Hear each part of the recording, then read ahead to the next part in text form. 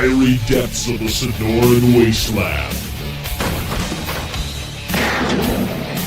and the black heart of a post-apocalyptic culture war.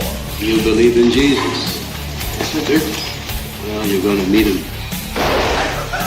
An audio-visual assault canceled on continents you've never heard of. The disease, not the cure. When the wokesters whine, the Bolsheviks bray. Bleeding heart liberals, time to dispense some justice. The RazörForce offensive opens fire. Assimilate this. Live from the front lines of the offensive, Razor Fist.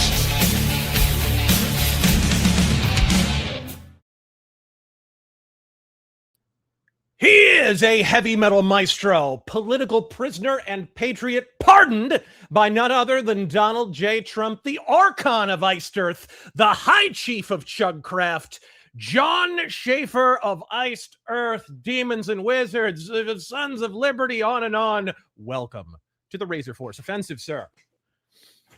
Great to be with you, man.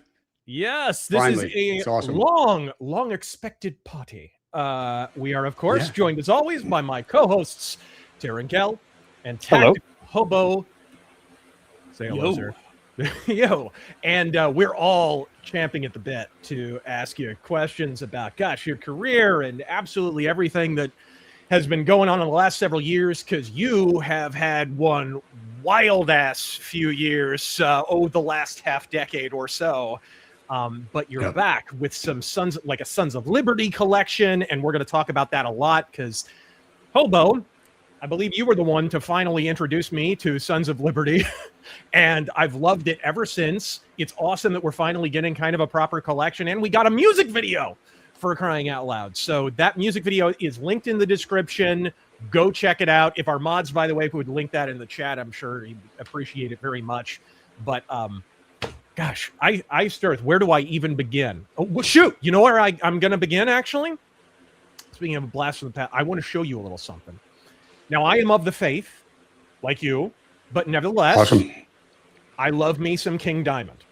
So when I made a Metal Mythos episode on the King, I saw this, and I knew one day I would have to ask you about it and play it for you. So we're going to watch it. Cymbals fill the air at this concert by Danish-born King Diamond. How much can influence kids? I think people are too clever to be influenced by watching a band or listening to an album to go out and do the same. Because if they were that easy to influence, watching the news, you get the real thing, and everybody knows that right into your living room. Yes. Personally, I am a Satanist. This is what, them era? This is them era. We never tried to preach that religion to anybody. I don't remember, man, but it was right when I changed the name of the band. That he's not to preaching is belied by lyrics laced with references to death, graves, and evil. Of course, to some, it's just rock and roll rebellion. Satan has nothing to do with this kind of a concert. It's all That's Kelly Schaefer. Parents think, oh, Satan's killing their kids. It's killing their kids. It's not killing their kids. The parents are screwing up in the beginning. We're the next generation. There we are.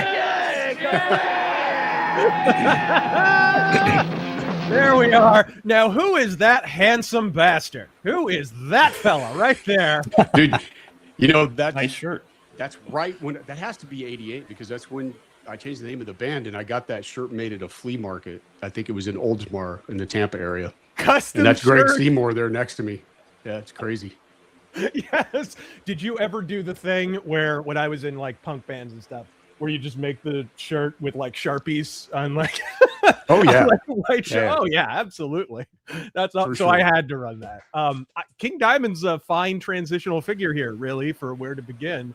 Because the vocals on your band's early material, even some of the musicality is often compared to it.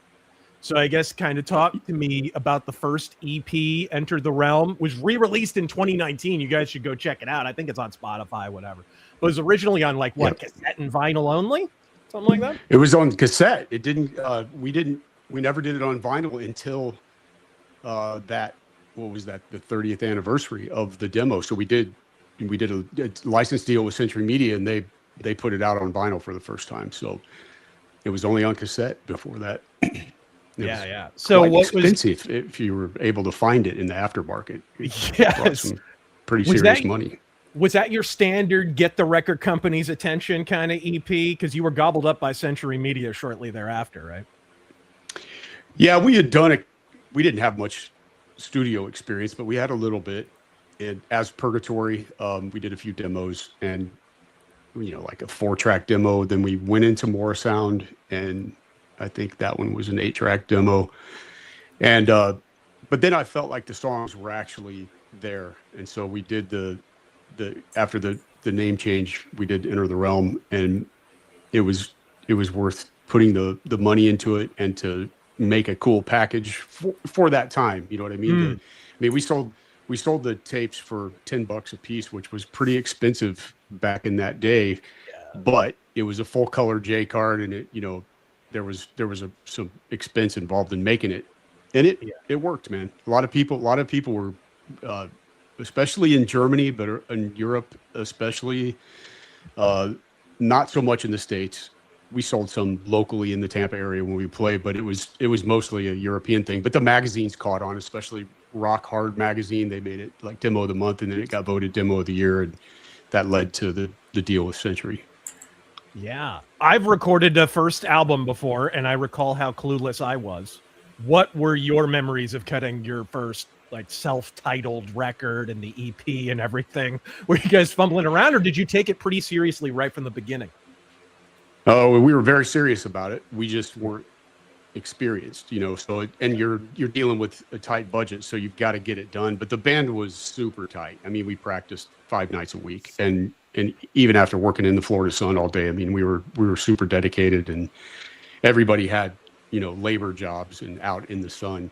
So, but we crushed it. I mean, we went in there and we got it done. The first album was a $7,000 budget. So, wow. It was a week. I mean, we basically finished it in a week.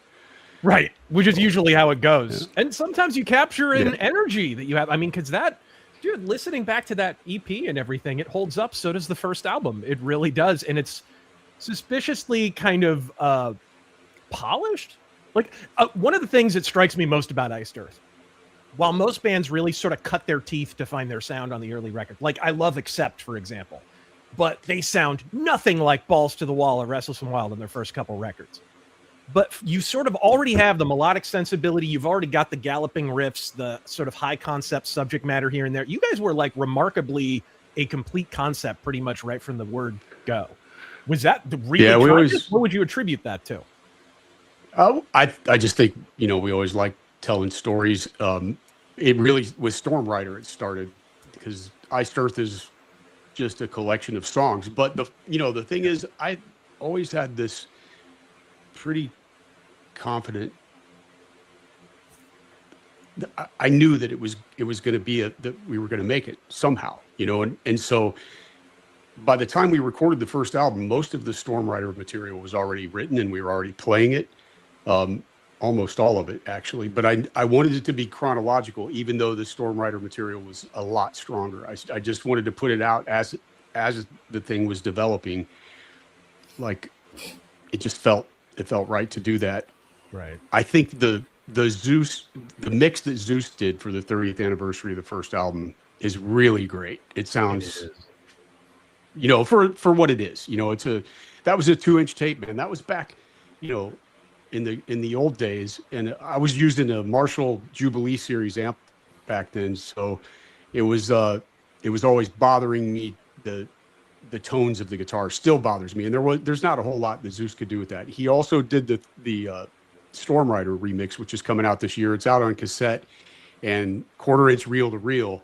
That's already been released, and I'm going to be doing vinyl and CDs towards the end of the year. So that one sounds really great. But with the guitars, there's only so much you can do. It's right. the drums and the bass, like he's done some magic to make that stuff pop. Right.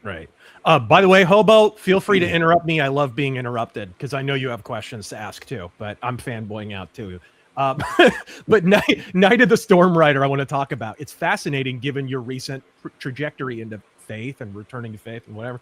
It's sort of a concept album, from what I understand, about a man who sort of turns from religion, is possessed by forces of darkness who sort of manipulate him to their own ends. As a story, reminds me of Stormbringer, like Elric of Melno Benet or something like that. What were your inspirations behind that whole story? And looking back on it, how does that kind of fit into your personal journey?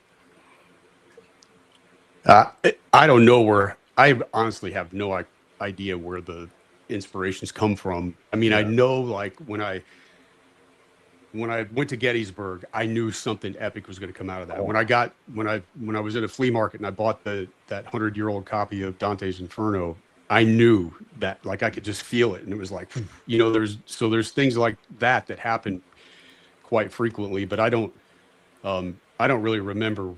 It just came from my imagination or something. I don't know. But, you know, I went to a Christian school, and I think, like a lot of people, you sort of get church hurt by the religion part of it, you know, and you see a lot of hypocrisy and stuff like that goes on, and that gives people a bad taste. And it did me. You know, I was pretty angry about a lot of the stuff that I experienced, and I just think that that's really unfortunate, and it's one of the reasons that I feel like religion is different than a relationship with Christ. They're two very different things, and once that happens, it's a full transformation. Now, I did start jamming last week for the first time in years, and I have to say, it's pretty heavy and intense, the stuff that was coming out, and ripping, man. Like, and I haven't played in years, and my picking hands, it's still there. It's not peak.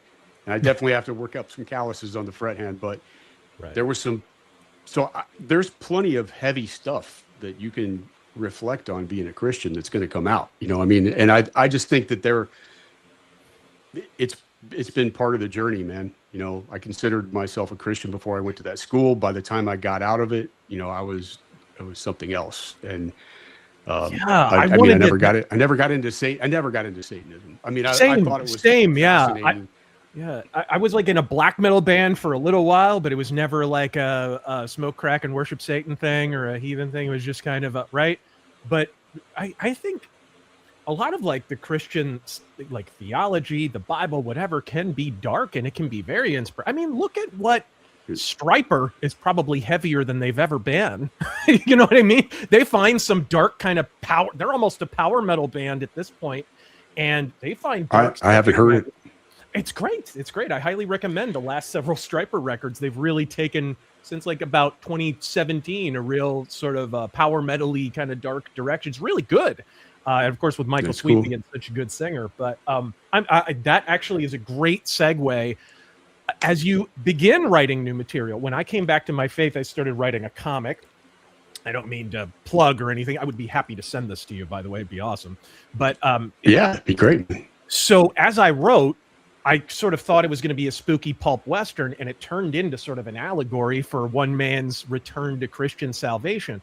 As you write new material, if you're even in that phase, have you found your faith just naturally find a way to express itself? Not a ham-fisted, like, I'm going to write a Christian album, but just it has to find an outlet, and it uses your creativity. Have you found that to be the case? I haven't. I just started a week ago today. I mean, it's literally the first time I've picked up a guitar in years. So I'm not anywhere. Wow. I'm just going to let it flow very naturally. But the story of Christ's life is heavy, dude. So, you know, I mean, that's one part of it. There's plenty of heavy stuff to draw inspiration from, but I don't know.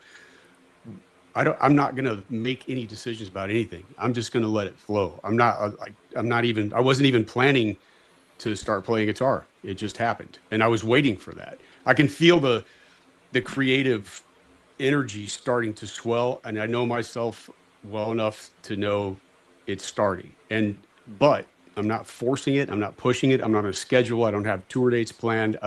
There's plenty of like people that are like gently trying to pressure me, but it's not going to work because it's going to happen on my time. You know, that's it, period, end of story. And it's going to be, whatever flows, man. I mean, that's it. So there's definitely going to be more Sons of Liberty stuff. That's 100%. You know, that's maybe even what's first. I don't really know.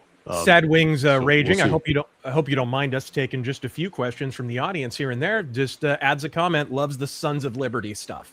So it's getting out there. Yeah, no problem, man. A fair bit. And of course, guys, if you want to check out the new music video, it is linked in the description. Just came out like a week ago or a little over that or something like that. Very new. Yeah, it's new, and we've got another one dropping in the middle of this month. So hell yes, cool. There's a few coming. So No Names FBI came to his house after he went to January 6th. Told him they had enough to arrest me. We wouldn't be if they had enough to arrest me, we wouldn't be talking. And to get off his porch, close the door. Love all my J6ers.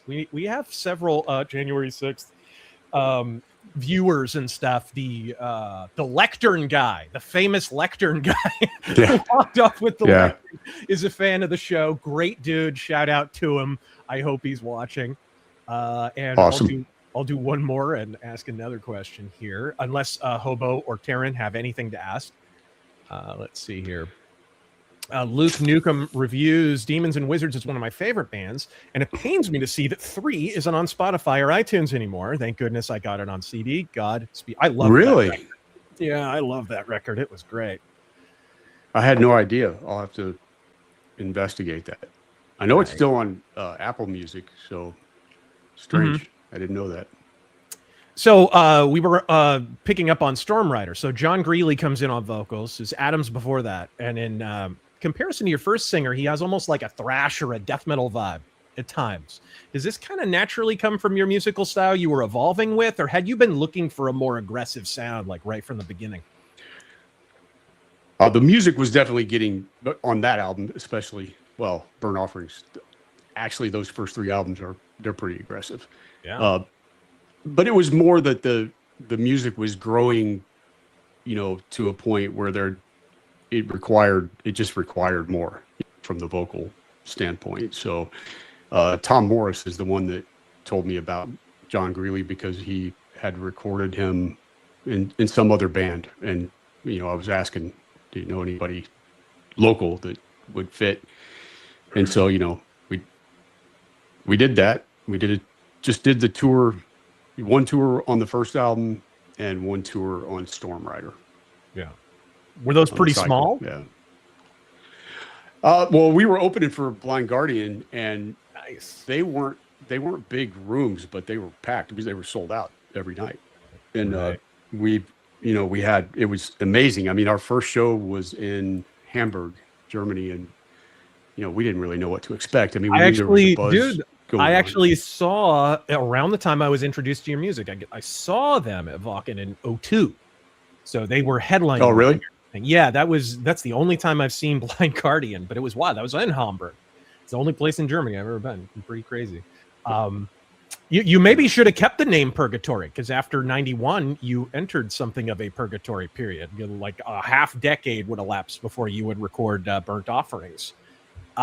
Sort of, is it inspired by that travail that the album turns out so aggressive and dark? Pardon the pun. Yeah, I mean, happened? we signed a bad deal, man, and it was hard to justify carrying on. Yeah. So and I almost dissolved it actually, but it was there, and that certainly had an effect on that music. There's no doubt. I mean, there's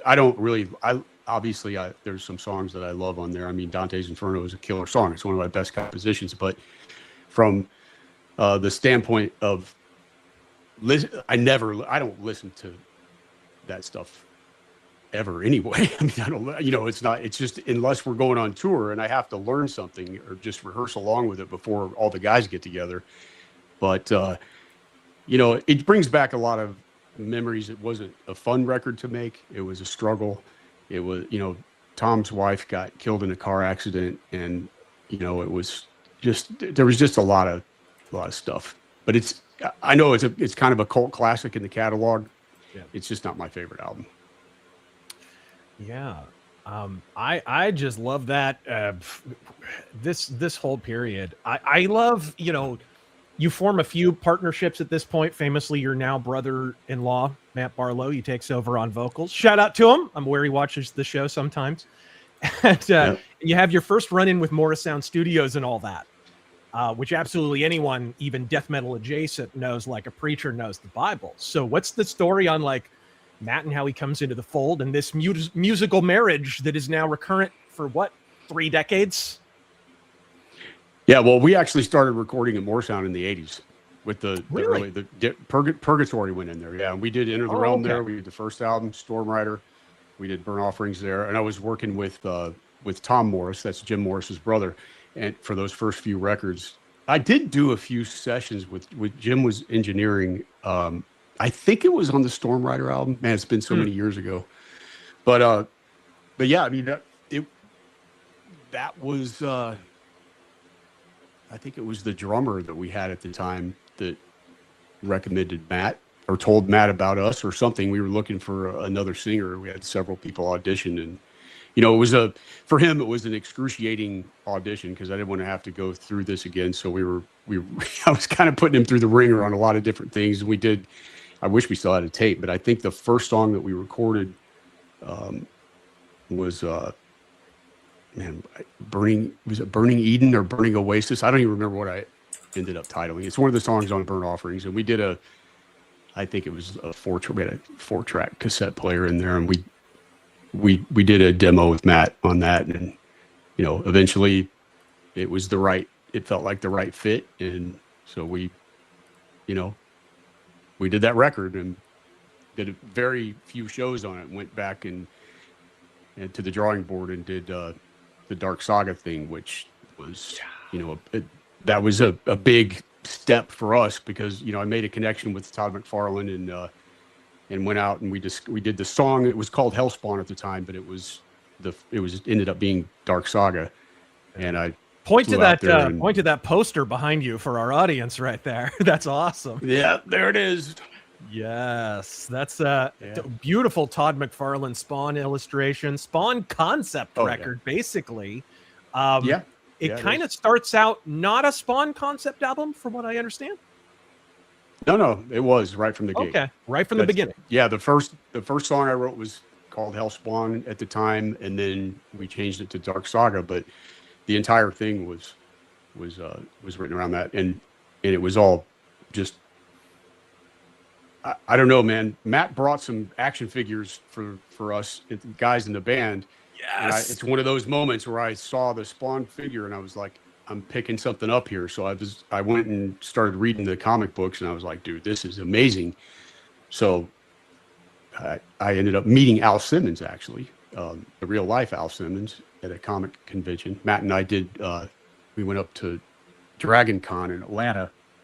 And I made a contact with him and stayed in touch with him. And then I ended up flying out to Phoenix to meet Todd and to talk about this. And then after that meeting, went back and just, we put the album together very quickly. It's a great album. That was a fun album to make. It was really cool. It gets, I don't know how to put it, maybe a little more polished or something than some of the stuff you did before, like more professional. It is that, but it's also very simple. I mean, it's a very, like musically, it's a very simple record, but it's powerful. I just do what is flowing, man. I don't really, that's always been the case. It's not like there's a formula. It's just the way the music comes. And it seemed like that was the right kind of vibe to go in to tell that story. It's a growth process, as you go through it. I mean, there was a point where, it was all about how many guitar riffs can we put in a song and how many tempo changes, and that was cool. But that was that particular phase. It changed. You can't do the same thing over and over. Right. Oh, this is a great question. Black Metal Gamer. I know this guy. I think he's from Phoenix. John, what are your most disliked metal genres and why? Are there any metal genres you really just don't dig? I was not into the new metal thing at all back in the 90s. Oh, I just couldn't get into it. Good answer. I thought it was terrible. I never was into death metal vocals but I always appreciated the music. You know, the guys that the players in the top bands were pretty amazing. But it just always had that's I'm a melody guy, so I always had a problem with that part of it. But even with black metal, man, I think there's some just awesome musical arrangements that go on in some of that stuff. But yeah, that's just me. I like melody. TG France, Godspeed, John. Your music's legendary and inspired him to do his duty to his country. Thank you for all the great riffs, and I'm excited to see you well. It's awesome. Well, thank you, man. Appreciate that, and thank you for your service, brother. Yeah, lots of people dropping in to let you know. Yeah, here you go. Show enough. Thank you, John, for being my introduction to metal. Met you, I think he means, in San Antonio on the last tour. It was an honor. My hometown. Oh, awesome, dude. Yes, I appreciate you, man. I appreciate it. From San Antonio. Where are you from, by the way?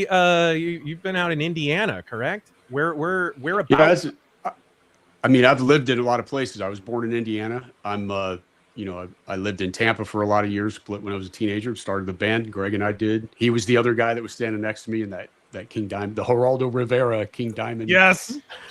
Satan episode. Dude, we were wasted, man. I remember that.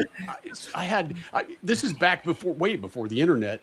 When that thing aired, my phone was blowing up from people all over the country because they saw it on the Geraldo Rivera show or whatever. And we knew they were filming there, but we had no idea that Greg and I were going to be in it. Were you, before we move off of Dark Saga, were you satisfied with how that was promoted? Because I did work in a comic store and whatnot. I don't know. I didn't hear about it a whole lot. I heard about it more as a metalhead than I did in a comic book environment. Did you feel like it got promoted by Image and the crossover was fully exploited, or did you think more could have been done with that? More could have been done, but look, this is it. The label did, or I think it was the label that, they put like a full page ad and previews. In terms, Century Media, one of the owners of Century Media poisoned the well with McFarlane. And because what he initially wanted to do was put the song Dark Saga, or maybe it would have been the whole album, but it was when I first went to Todd's house and played it for him, and he was digging it, and some of his assistants were there, and I think Kevin Conrad was there, one of the artists, and they were all digging it, and he said that he wanted to put it in one of the action figures, and the action figures were big, man. I mean, that was a big thing, and his assistant Terry Fitzgerald said that'd be 500,000 copies minimum. Yeah. You'd have a gold record, and then Century Media wanted to charge him a royalty, and it pissed Todd off. And then, when you piss Todd off, it's done. So I was super bummed out about it, but he was still willing to, because here's the thing. We helped them a lot as well, because nobody knew who Spawn was in Europe, and the band had we'd gained a following from the years of work. So they ended up getting the comic published in, I don't know, man, 15, 20 different languages. I've got first issues of all those, man. They're in my collection. So they're, it worked for both of us. And then we did set up at conventions. Matt was at a few of them. I did a lot of them by myself, but Al Simmons would get us as close as he could, sometimes right next to the Spawn table. And we'd have a boombox with playing Dark Saga and, signing vinyl and CDs and, posters and whatever. It was great promotion. So it helped us get a foothold in the States. I mean, the label never really promoted us in America. I mean, it was always very weak, but especially in those early years. When did it bifurcate like that? Where was it pretty much right from the beginning? You were just bigger in Europe, just generally because of your style of music, or what happened there? Yeah, totally. Because when we were starting off, in Tampa, the local scene, first of all, I always felt like if we play out too often, then it's overexposure. But besides the earlier guys that were a few years behind us, Sabotage, Nasty Savage, which would be those two bands would be the most comparable to the kind of music we were doing, because death metal was already starting to take a foothold there. I mean, we practiced in it was like I think it was called People Storage, your typical storage unit place. And there were 80 bands or something that practiced in those places. So that was like where everybody was at. And so, the Death and Morbid Angel, Obituary, all those dudes, were the thing back then. So that was that was where the indie labels in the late 80s were all going after the death metal stuff. So for us being more of one of the very few melodic metal bands playing that style of music at that time it was a little bit more of a challenge. There were people at Roadrunner and Combat Records that were interested in the band, but it was Century Media ultimately who really could feel that there was something going on with us that was outside of the realm of the death metal thing. Right. So after that, what happens with Days of Purgatory? Is it an attempt to introduce people to your old material by the record company, or without doing a full-on greatest hits album? A lot of people love that. I love some of the re-recordings and stuff. But what happened there? Why that instead of just a full record immediately? It snowballed. I can't remember actually what we started with, but we did a few tracks. Maybe it was Enter the Realm. And then the label liked it and they wanted us to do more of it. So, and then I met Brian Pulido too. And so we were, he actually, there was a couple years in a row there where Matt and I flew out there for McFarlane's Halloween party. You know a lot of people in Phoenix, don't you? My goodness. McFarlane and Brian Pulido, my goodness. So, yeah. Yep. Yeah. And Brian, I think it was the following year he had a Chaos Comics Halloween party and we went out there and, it was cool. So we did a cross promotion with Brian also. That's where, that the Purgatory character was on Days of Purgatory, and it just sort of snowballed. I mean, I never listen to that record. I really don't like it, to be honest with you. But I mean, I don't listen to hardly any of them unless I have to. Right. But it's certainly a badass cover. I mean, the artwork it is a good cover, actually. The layout is super cool. You guys have always been known for your good cover art. Speaking of which, goodness, then we were out of Purgatory when we went on to Something Wicked, one of your coolest covers too. So Greg Capullo, man. Yes, man. And he did some Demons and Wizards too, right? Danny did that. Danny Mickey. He did he did the first Demons. Okay. And he did Horror Show. Oh, okay. And he's an amazing artist too, man. Yeah, he's really, really killer. But it was the label had the control of the artwork for the first two records, and it was a disaster. What ultimately ended up being the Storm Rider cover is killer. That's Axel Herman. It was just a fiasco. By the time we did Burnt Offerings, I'd gotten control of the art, and I just, at that point, we were dealing with just breadcrumbs of budgets. So, we scanned the one of the images out of that Dante's Inferno. It's like woodcut art out of the Dante's Inferno book, and the guy just colored it red, and I'm like, okay, I mean, it looks metal, whatever. Yeah, it's a Gustave Doré illustration, which is gorgeous. Yes. I love those old woodcuts and whatnot. Those old family Bible woodcuts and Albrecht Dürer and Gustave Doré. That's gorgeous stuff. You were not shorthanded on that cover, but it turned out. It was cool, man. Yeah, it was cool. I mean, for that album, it worked perfect, and so but the art really from McFarlane, obviously. I mean, you can't go back from that. You got to make them all badass, right? So no kidding. Always. He's the man. Right. So in the intervening years, we've learned more about Set and all the lore behind it. As someone who has written and drawn his own, fantasy books and comics, I guess I'm curious, was this an idea you had for years beforehand, or is it something that began to foment during your actual writing and recording sessions? It was going on probably a year and a half to 2 years before that Something Wicked This Way Comes record came out. So it was starting, and it's obviously, through the years has expanded and developed, and The Something Wicked universe is pretty cool because you can apply it to anything from your imagination to actual historical events, and you can get in there and really like it's fun. I don't think I'm going to do it anymore. I think it's, I've kind of, when the Wicked Words and Epic Tales book that you showed me that, here we go. There we go. You had a Kickstarter for this, and it is the shit. I think mine is signed. I think it is. Yes. Yeah. I think they all are. Yeah. It's awesome, and it comes with like a soundtrack thing, and it's freaking great. It's absolutely great. The Kickstarter crushed it, man. It did like 170 grand, and I was shocked. So we just kept adding more cool stuff to it, and it was my goal with that was to learn how to self-publish. I mean, that was the whole point of doing that, and plus I thought it was kind of a cool idea to do an anthology of the lyrics up to that point, and then have some of the really killer artwork that we've done, and learn about self-publishing. And I had all kinds of plans, and then J6 happened. So, everybody's got a plan until you get punched in the face. Right. Exactly. Like Mike Tyson says, man.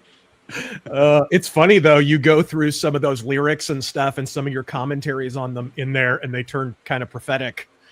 In retrospect, a little bit, some of your commentary is interesting. Of all the killer songs on Something Wicked, and as amazing as Matt Barlow's voice is, I cannot believe it is the instrumental 1776 that might actually be my favorite.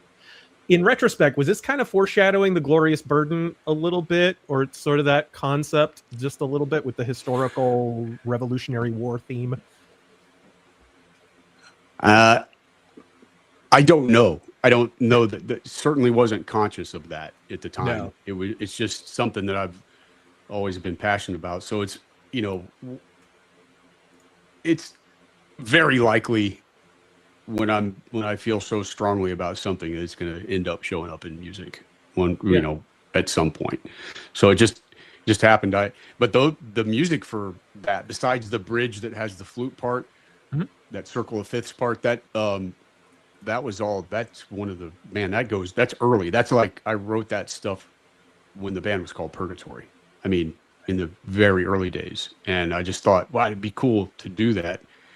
It wasn't called 1776. I think it was actually had just a working title of Purgatory. It's been so many years, dude. I can't remember, but it was just something that we jammed, and then I don't know. I felt like it had sort of this victorious, triumphant feel to it. So I called it 1776 for whatever reason. Things just happen, man. I don't know. This song will commence again. Yes, absolutely. I did. Right.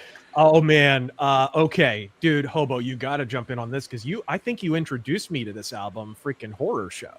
I did a Halloween special on the Phantom of the Opera last year, and one thing I regret not mentioning is that one of the best interpretations of the Phantom of the Opera is on that album, Horror Show. But you got the Wolfman, you got Dracula, you got Frankenstein. Is this just your tribute to the Universal monster movies you watched as a kid, or what? Pretty much, yeah. I just think the stories there, even though the movies are, we would say they're cheesy, but when you think of the time that they did them, they're amazing. Right. But there's a certain kind of depth there. But when we were Purgatory, we did a lot of horror movies. And if I remember right, Horror Show was sort of a pause in the Something Wicked story, because the initial plan was to do after the trilogy appeared on Something Wicked This Way Comes, was to do what would become Framing Armageddon and Crucible. Right. But for whatever reason, I just wasn't feeling it at the time. And it ended up being Horror Show, but I honestly can't remember why. But I know that I was like, I wasn't ready for it. And even when I ended up doing it, I wasn't ready for it, because I had 3 people die in my family within the course of a little over a year. And it was and I was soldiering through the thing. And I mean, Framing Armageddon I think it's a much stronger album as a whole, but there are some great moments on Crucible. But I listen to it now, and I'm like, man, I would have never made those arrangement decisions if I was in my right mind. Because at that point, like we were doing, actually, Tim was with me, and both Tims were, Tim Mills and Tim Owens. when I got the call at my studio that my dad died, and I was just like devastated, man. And but framing was already pretty well arranged and underway in terms of the pre-production. But by the time Crucible happened, and I lost my sister in the middle of that one, and it was just like, okay. And Jim Morris, he was like, dude, how are you doing this? What are you doing? And I don't know, man. I think I was sort of putting my head in the sand and in work, even though I shouldn't have been. I should have, taken some time off, because it would have made a better record. It's still a cool record. I mean, there's some good moments on it, but it's not. It just bothers me, stuff I can hear. Sometimes that's how you work through stuff. I remember, so my favorite movie is Blade Runner. And the story of that movie is Ridley Scott's brother dies. Not Tony Scott. He dies later. It's the other brother, dies of cancer or something. And Ridley Scott just has like a nervous breakdown. And he's like, all right, I just have to work. And so he just throws himself into making Blade Runner completely obsessively. That's why that movie's so detailed and well made. But it's just because it's his coping strategy, right? Sometimes that kind of is how it has to go. It's just how you deal with stuff, or cope with it at least. So yeah, I think you're right. It's just, from an artistic standpoint, I have regrets that I did it, because, my head just wasn't fully in the game like it should have been. But it's still cool. It's still a cool record. It's just, I hear stuff and I'm like, man, why did you do that? You wouldn't normally do that. What are you doing? But that's the beauty of hindsight. So, Crescent Slice says horror show album saved his life during his high school days. He says so. Godspeed. Wow. You never know who you're going to affect. All right. Yeah, man. So actually, I have to jump in for 1 second. Please do. Yeah. No, actually, the way I got into Iced Earth was because, like, of course, they didn't really play, Iced Earth on the radio or anything, but I was at the record store and I would see this album Horror Show, right? And I was like, that just looks really cool. And so I kind of just bought it without hearing any of the music, because I'm like, this looks awesome.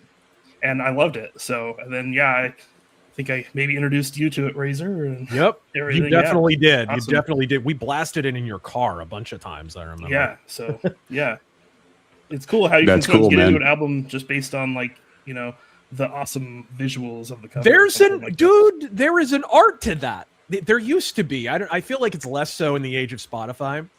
But there used to be among metalheads kind of an unspoken code of, you could tell if an album was killer just by looking at it, usually. Right? Sometimes you acquired those eyes a little bit. So there's nothing like, it's sad that these younger people they don't have that experience of buying a record, or if you're a little younger, the CD was the thing. But that was a commitment. Even CDs you can skip through easy, but if you're putting on a record, it takes effort to get off your ass and to go move the needle, so it's a commitment to what is the full vision of the artist, not just the one or two songs that get radio play or whatever. And you're able to sit there and take in the art and the lyrics. That was a big deal when a new record would drop from, Maiden or Sabbath or Priest or whatever, the bands that I really loved. And that just seems like now, when our culture has the attention span of a goldfish, and they're like, oh, I'm 20 seconds is a commitment for me. I got to get back to scrolling. They're just missing out on a lot of potentially cool stuff out there. And so, I feel like music, even metal, it's gotten very simultaneously very gimmicky and much more immediate. So it's like, hey guys, we're a pirate metal band because we sing about pirates. It's like, I guess by that logic, Van Halen is groupie metal. Like, does that make any sense at all? I don't know.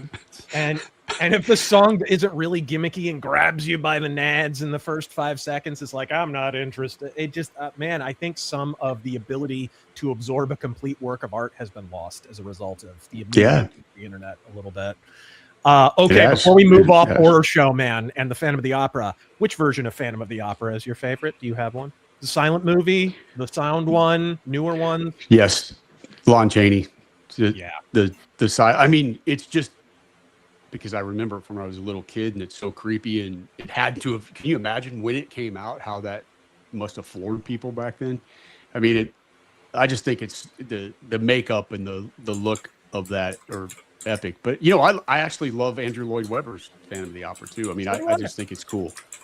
Yeah, You know, the 2004 movie is not bad, actually. I'm kind of a defender of it. Gerard Butler's singing, notwithstanding, it's a little hit or but miss. the musical, the music is like it's killer. But I love Jesus Christ Superstar. Since I was a little kid, that's been a hardcore, like one of my favorite things. My mom used to play it when I was like 3-4 years old. I would hear that, and we'd go see the play every time it would come through. And I always had the dream to have. I mean, I talked to Ronnie about it, and I wanted to get Ozzy to play King Herod, and Ronnie to do Pontius Pilate, and Matt to do Jesus, and Hansi to do Judas, and had all this stuff.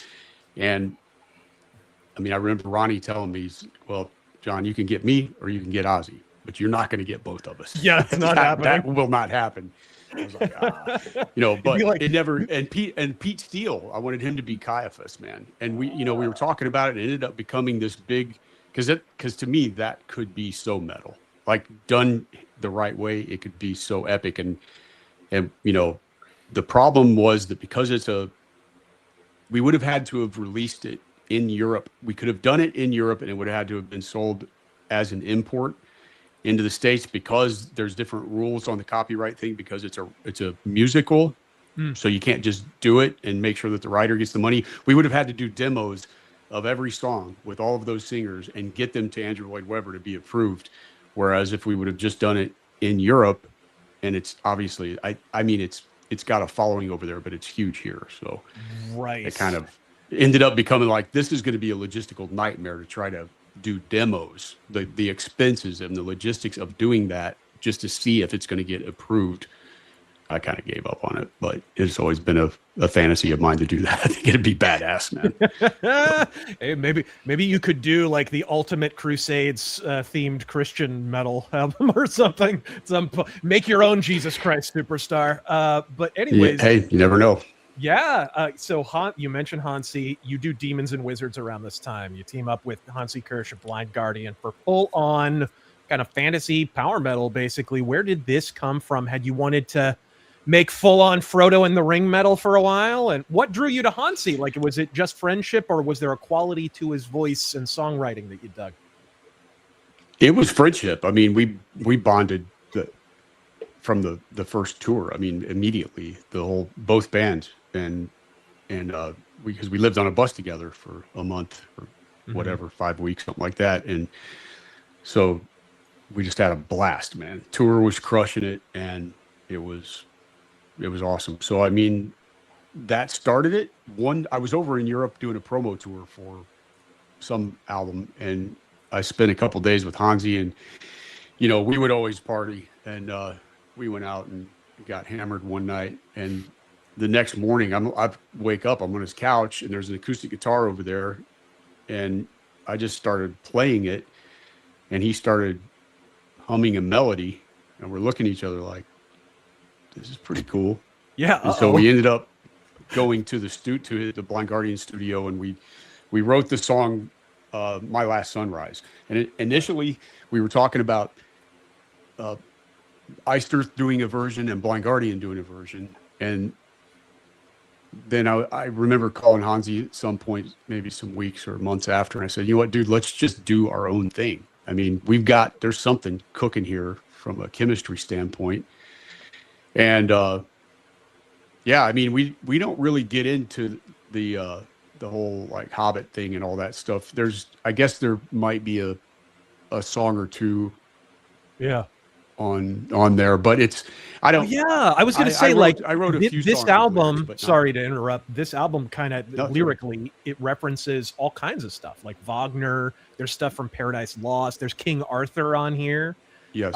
So it's very varied. It's not just like fantasy wizards and dragons type stuff. There is some of that, but that's probably more so Blind Guardian, honestly, with the Nightfall in Middle Earth and all that stuff. Yeah, it is. I mean, they've done that for years and years, and they're really great at it. But I wasn't really concerned with the lyrical direction. That was the cool thing about our partnership. I focused on the arrangements, and then Hansi would go and do his to his vocal melodies. That's what creates the Frankenstein, actually, because if I was going to end up, having him sing like melodies and the cadences and lyrical stuff that I do, then it's just going to sound a lot like Iced Earth with another singer. That doesn't, really make sense. So this was the thing that created the monster, and the people flipped out on it. I mean, those records were a huge success, actually. So yeah, I remember reading an interview with you from the early 2000s, I want to say, and you mentioned you were on this perpetual quest for the perfect vocalist. I forget who the interview was with or whatever. You were always kind of looking for the sound on vocals. Matt Barlow in 2003-ish moves on, and fresh out of Judas Priest, actually technically still in Judas Priest at the time, walks Tim Ripper Owens, probably one of the best metal frontmen alive. How on earth did you land that? How did and is it true what Tim told me? I interviewed him, and it was originally just a session gig kind of a thing. That's true. Yeah. Yep. Okay. Yeah. I've worked with the best vocalist in the business, man. I mean, I have to say, so I don't really recall being on a quest for. Yeah. You looking for the perfect vocalist. I forget. I could be misquoting you, but it was something to that effect. It was like it was something like I'd been looking for a vocalist like this good for a while, or something like that. It was something to that effect. I apologize. Well, the thing about Tim and Matt are two very different singers. They're different, very different people. So you have Tim is like a, well, actually both of them are. It's like it's like you're a kid in the candy store with their abilities. Stu is actually amazing too, in terms of the different things that they can do. And so, that was fun. I think those guys they're all amazing singers. Hansi's killer, man. I mean, and he's also a totally different character, totally different composer, but you listen to Hansi does the most complex vocal arrangements. It's like a, Freddie Mercury of metal. Thank you. I was about to say, you took the words right out of my mouth. There was like a Freddie Mercury quality to his voice from the first time that I heard it, almost a Queen element to it, which is not easy to do. And he's a big fan of Queen, but I love Blackie Lawless, man. I think his voice is killer. And that's one of the tones that Hansi gets sometimes. When he gets raspy, it always reminds me of Blackie. I tried to get him to go along at one point doing a Wasp cover, and he was like, nah. I think, maybe because of the imagery or whatever, he didn't hear him, but I think we could have done a cool cover. But then he has this melodic sense that just, the harmonies and the layering, and obviously that's what he's famous for, but it's a very strong gift that he has. And he's got a unique voice. There's only one Hansi. And you can say that about Matt. And, but I've been blessed to work with amazing singers, man. So it's been really cool. You've accrued quite a body of work, so I hope you won't consider it at all a diminution when I say I think The Glorious Burden is my favorite thing you've ever done. There is a kind of a classic metal Iron Maiden-ish vibe to it almost that I've always loved. What was that, a change, a conscious one, or was it once again you're going with the flow and it just kind of comes out that way? Going with the flow, and the events of 9/11 had an impact on that, but Gettysburg had the biggest impact. And I've always been a Rev War and a Civil War buff, since I was a kid, and I don't know, man. I was just going with the flow. But the Gettysburg experience, the first time I went there, that was really powerful. And I love that album. My only issue with that album is it was the first record that we did all digital. And that was that transitional phase from being a tape guy. Now, Horror Show was the drums and the guitars were analog. Everything else was digital. And it still sounds really good because I just don't think the converters were up to snuff for me. I mean, in terms of like the warmth and the tone of the guitars on that album bothers me a little bit. But it's a great record, man. It's a really great record. It's one of my favorite. And it's, you know, at one point it was the bestseller too, because there was actually a campaign. I mean, it's a strong record, but there was actually a campaign in the United States for that album. It was like in Walmart on the end caps and stuff. SPV really, you know, they pushed it. So, Hobo, I think, attended that tour, right, dude? Oh no, I wish I did. My friend did. Yeah, one of my good friends did. And he said it was a great tour for sure. Yeah. You were like rocking like Union. You had like military uniforms and stuff on stage and stuff. Like you guys were freaking rocking it, from what I understand. Yeah, we did a long ass encore, man. We did Gettysburg, and then we did maybe 3 or 4 of the other big, you know, Iced Earth songs. So it was a good 45-minute, 50-minute encore. But when we did the encore, we came out, and because I'm doing the vocal part of Longstreet, I was wearing the Rebel, you know, the Confederate shell jacket, and then the other guitar player, which the media Ralph, after recent events, the media were giddy at the prospect of showing photos from those shows. Oh, of course. Yeah, shocking. Yeah. I mean, the most, you know, we have probably the most dumbed down people, and the media is completely criminal for that. You know, I mean, that's a whole nother story, but it's off the hook, man. The lies and the propaganda, sensationalism, it all burns down. To be quite honest with you. Real quick, over on Rumble, somebody asks, Wasp says, "Good evening, Mr. Schaffer. The first Iced Earth album I heard was The Glorious Burden." Somebody else asked a question. I lost audio, I think. Oh, here, I can repeat it for you. Good evening, Mr. Schaffer. The first Iced guys there? Earth... Oh, yeah. I'm here. Can you hear me? Yeah, I can hear you. Okay. Go ahead and read it to me, Taryn, because I think he's not hearing you for some reason. Oh, okay. Yeah. No worries. Good evening, Mr. Schaffer. The first Iced Earth album I heard was The Glorious Burden because I learned of Tim Owens from RazörForce's video on Judas Priest. I dove headfirst into your music sense. Okay. He just says his first album was The Glorious Burden. He was introduced to Ripper Owens and then to your band through our videos. So he just wishes you Godspeed. I don't know why. Oh, awesome. Taryn, you want to actually, you know what? I'm going to remove you and then bring you back real quick, just in case that'll fix it. You want to give me a test real quick? Testing. Am I able to be heard? Okay. Can you? I can hear you. Okay, good. Oh, yeah. Okay. Sometimes this software is a little weird. I apologize for that. Yeah, no problem, man. Yeah, that looks pretty cool with the black logo, though. I have to say. Yeah, it does. It kind of fits a little bit. I love that 2-disc edition of that album with the freaking Waterloo is a great song. Should have I freaking dig that tune. With all the extra stuff, just awesome. And the DVD, I have the DVD, the Gettysburg DVD that you did. Actually, shoot, I should talk about that. So I pissed off the entire internet with a video called Abraham Lincoln, American Dictator. Dude, I saw it. It's amazing. It's so many people do not understand, and it's amazing. I watched it. Really awesome. I had no idea you had seen it. So I stand by every word, by the way. One of your best videos, by the way, man. Thank you. Yeah. And in it, I included a brief sound clip of what I consider your masterwork, the Gettysburg trilogy, at over 30 minutes long. It is longer than some TV movies about the Civil War. Had you been itching to do this idea for a while? How long had this been germinating? It started right when I went there. I felt the haunt, and I'm not sure.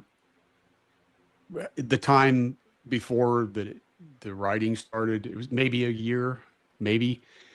I don't really recall, but I remember going back there to really absorb the situation. I went by myself that time, and before the writing began. So there was the first, you can feel it. If anybody that hasn't been there, I highly recommend it.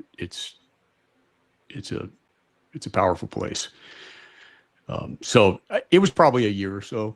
And then after I took the solo trip out there, then, I started really honing in on the songwriting. That's a big one, man. Jim and I flew to Prague, and filmed or recorded the Prague Philharmonic Orchestra on there, and that was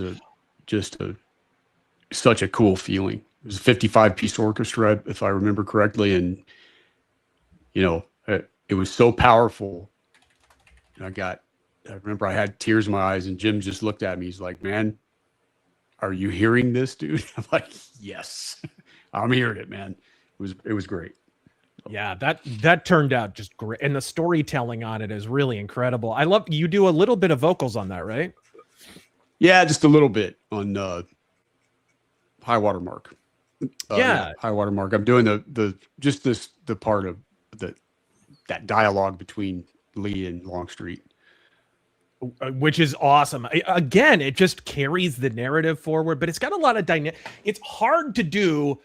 Essentially, it's one long piece. It's hard to do a really long piece that actually holds interest. But when I start listening to Gettysburg, I can't stop until it's over. It's that good, which is nice. Awesome, man. I don't tend to like more progressive, meandering, whatever pieces, but it's heavy and immediate at the same time as being epic, which is a really tough balance to strike. Sometimes when you do those longer pieces, they can get a little pretentious, sometimes a little boring. It just depends on the band and how it's handled. That was really, really well done, I just have to say.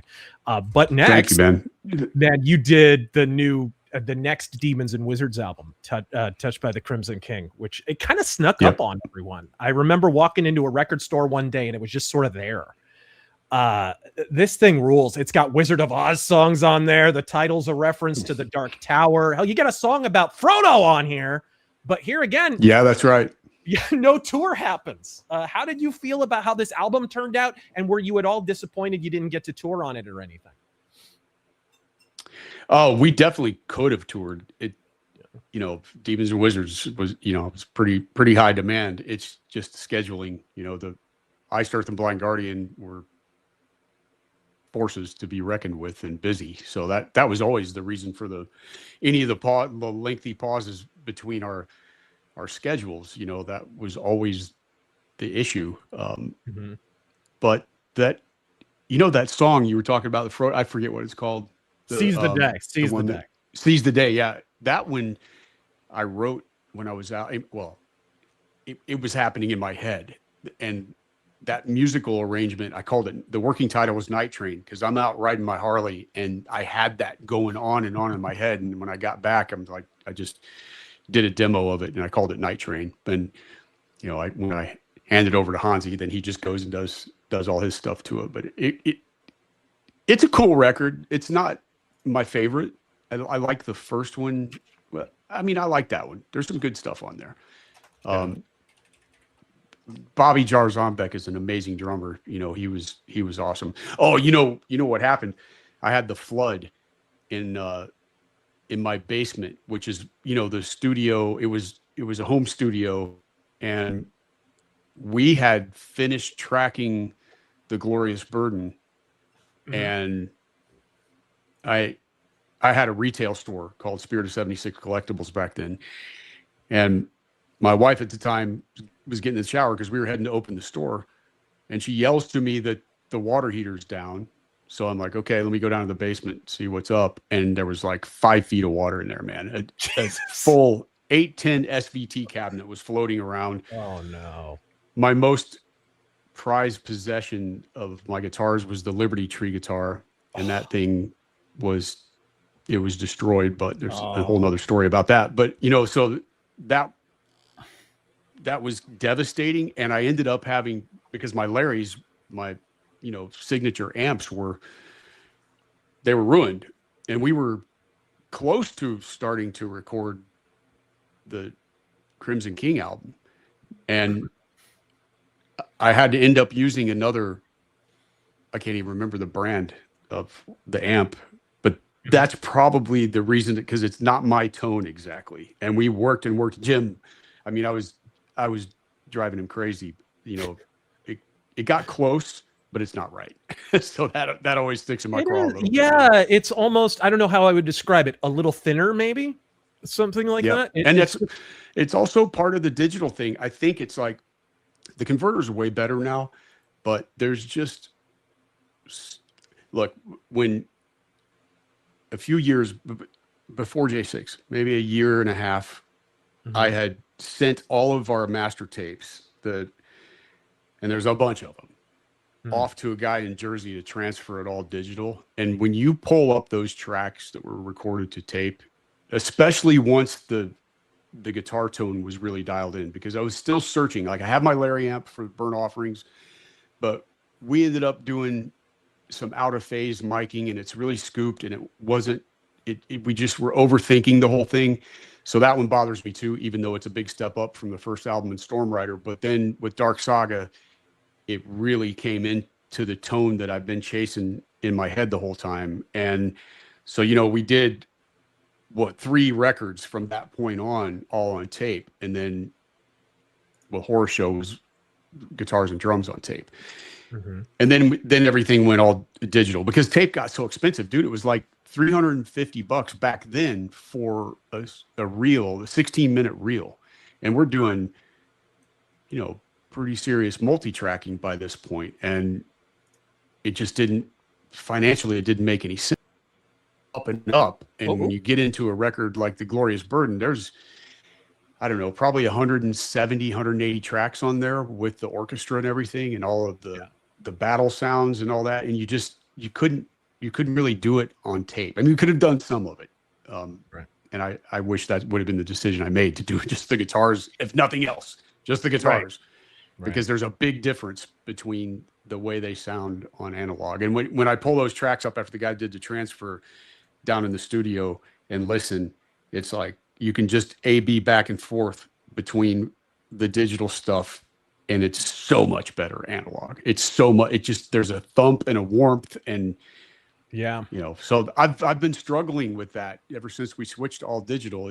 It's better for sure now, but it's probably just because I'm old and that's what I grew up with. I don't know if anybody else notices that stuff. I have no idea. No, it objectively sounds better. So the next one, speaking of, this is a great transition because Framing Armageddon, huge project here. You already talked a little bit about some of the background stuff that was going on, but the incredible Framing Armageddon kicks off a duo of Something Wicked concept records, continuing the concept from Something Wicked This Way Comes. Perhaps not as long as some of the material on Glorious Burden, but at least as elaborate from a story perspective. I almost sense it was a bigger idea than your record company could accommodate. How do you think the final result stacked up against the idea you had in your head? I own any of the problems with those 2 records. That's on me. There's nothing to blame the label for. It's on me. And like I said, I think this one is far superior in terms of a musical work and arrangement. It was just as I lost my brother, and then some months later, my father, and then my sister, so it was all in the course of maybe a year and a half or a year and some months. It wasn't long. And by the end of this one, I was still in a spot, and I think this is just in overall, it's better. Now this does not have a big long epic because the entire thing's a big epic. So it's not like Dante's Inferno or Travel in Stygian or the Something Wicked trilogy or whatever, those big pieces of those big compositions that I wrote that are like, or Phantom Opera Ghost. That was actually a pretty intense composition for me. This was like the entire record was that. But any shortfalls in either of these records are on me 100%. 100%. Well, for the record, when I interviewed Ripper, he said it was his favorite that he was on. He really, really dug it. It's a cool one. You mentioned some of the choices, like production-wise, that you regretted. Was it just like overproduction, or what kind of stuff? Yes. Too perfect. Everything is too perfectly in time. I think that was the first album where everything was really on the grid. And when you play, so on that album, I did 16 main rhythm guitar stacks. Okay. It was everything else before that. Like the first album in Storm Rider were 6, you have to bounce them down to a stereo pair in the days of the 2-inch tape.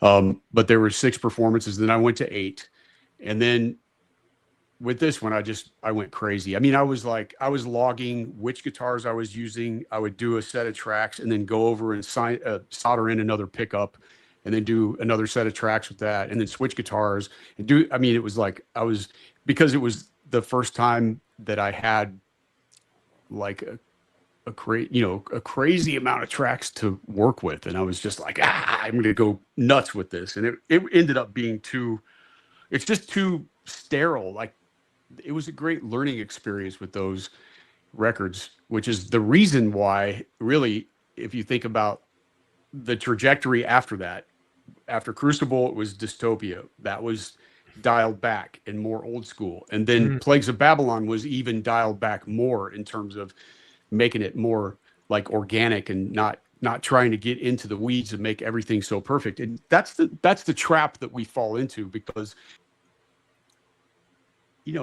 as a writer, I'm so as a sorry. band, Okay, I don't think I cut you off there. You didn't say anything. Your video dropped out for just half a second. Continue. Oh, did it? Yeah, just for a second. I don't think we missed anything. As an artist, and and being in productions, like, you get into that trap where you want to do more and more, and you want everything to be just right, and then sometimes you kind of lose the plot in the process. And I did. I take ownership of that. I'm not blaming anybody about anything. I just was not in the right frame of mind. I was not making good decisions, and it's it's unfortunate, man. But when you have, I'm a human being. I screw up, and I have it's a long career, so everything's not going to be perfect. It just doesn't work that way, unfortunately. So I interviewed Ripper Owens a while back, 2021, I think, a period when defending you was not exactly en vogue. I think you were maybe still in prison even. For what it's worth, he did actually defend you. He did actually say, I never got the sense he was a terrorist. I had no inclination he was a nut job, blah, blah, blah, blah, blah. But he was very upfront about the ending of your professional relationship not being that wonderful. So I'll play this clip, and you can just go ahead and react to it. It's nothing too bad. Just, Talk to John, and I'm like, listen, it wasn't a very good party. I was leaving to go to his house, a 6-hour drive, to record a new record. And I walked back into my house to grab something, and I got an email, and I looked at it, and it said, your brothers and sisters, you're fired or whatever. It's the same email he sent Blabbermouth at the same time. And it wasn't a good falling out. It was 2 weeks before Christmas. Then he sends me an email after that saying, you know what it was? No, it was 2 weeks before that. He sent me an email saying, listen, I really need to teach you how to be a front man and teach you how to do things. And Wendy Dio, which my manager at the time, was beside herself. She kept saying, get out of this thing, man. You got to get out of this thing. And it was unfortunate, that it ended like that. Yeah. So any thoughts on that? Any recollections, any regrets or details you could add? Well, I wasn't trying to teach him how to be a front man. I wanted him to memorize lyrics so that he could have eye contact with the audience. That was the whole point. That's the discussion we had. We talked about it. That's where that was. And, but it was not handled the right way. I mean, I know that. And I talked to Tim about that at a festival. I think we were writing Plagues of Babylon, because we did all that in Germany, and we were doing different festivals and stuff on the weekends. And I saw him over there, and I apologized to him. And I take no pride in the way that went down. And, it is what it is, man. Yeah, it was kind of a big story at the time, I remember a little bit, because of how it played out in public or whatever. But there was good news. You wound up bringing Matt Barlow wound up coming back into the fold for a freaking killer record.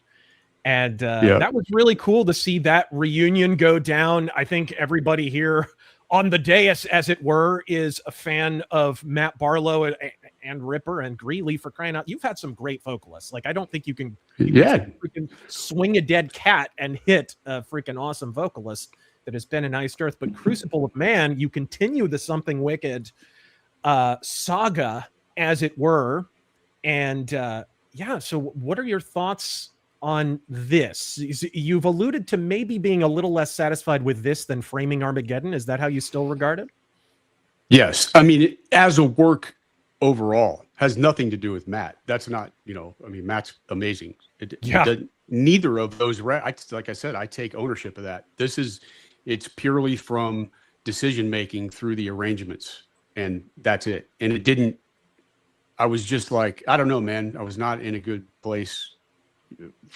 Just a lot of stuff was going on. I wasn't in a good place, and I shouldn't have been making those decisions. It could have been a better record, but there's good. I think Come What May is killer. I love the Matt wrote the lyrics for Crucify the King, and as brutal as they are, it's such a killer performance. Like the band sounds heavy, his voice sounds amazing, and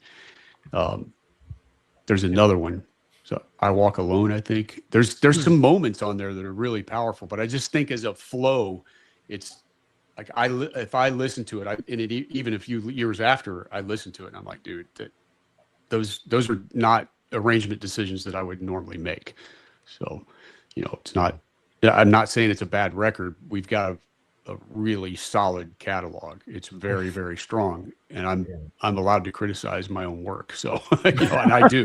I'm the most hardcore critic, believe me. Hey, if anyone has license to, for crying out loud, once again, we have a theme of Christianity creeping in here. There's kind of the idea that like Set created sort of Christianity and all this stuff. Were you working out anything here in your heart? Was there? Because I noticed, I guess I have to kind of exposit here. When I came back to my faith, it was kind of like a tide coming up the rocks little by little. You get a little bit more comfortable with it as you go along. Were you working anything out here even this early in your return to faith? Or was it just, oh, that's an interesting idea, kind of an Egyptian themey thing?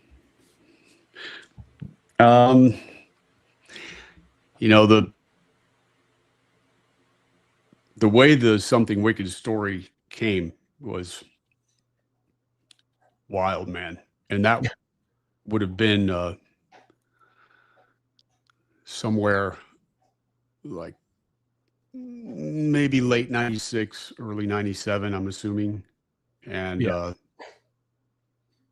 just had this moment that was absolutely a spiritual thing, some kind of an encounter. And I felt like my brain was being electrocuted. It was like, I'm serious. And the whole the whole story was like downloaded. It was just there.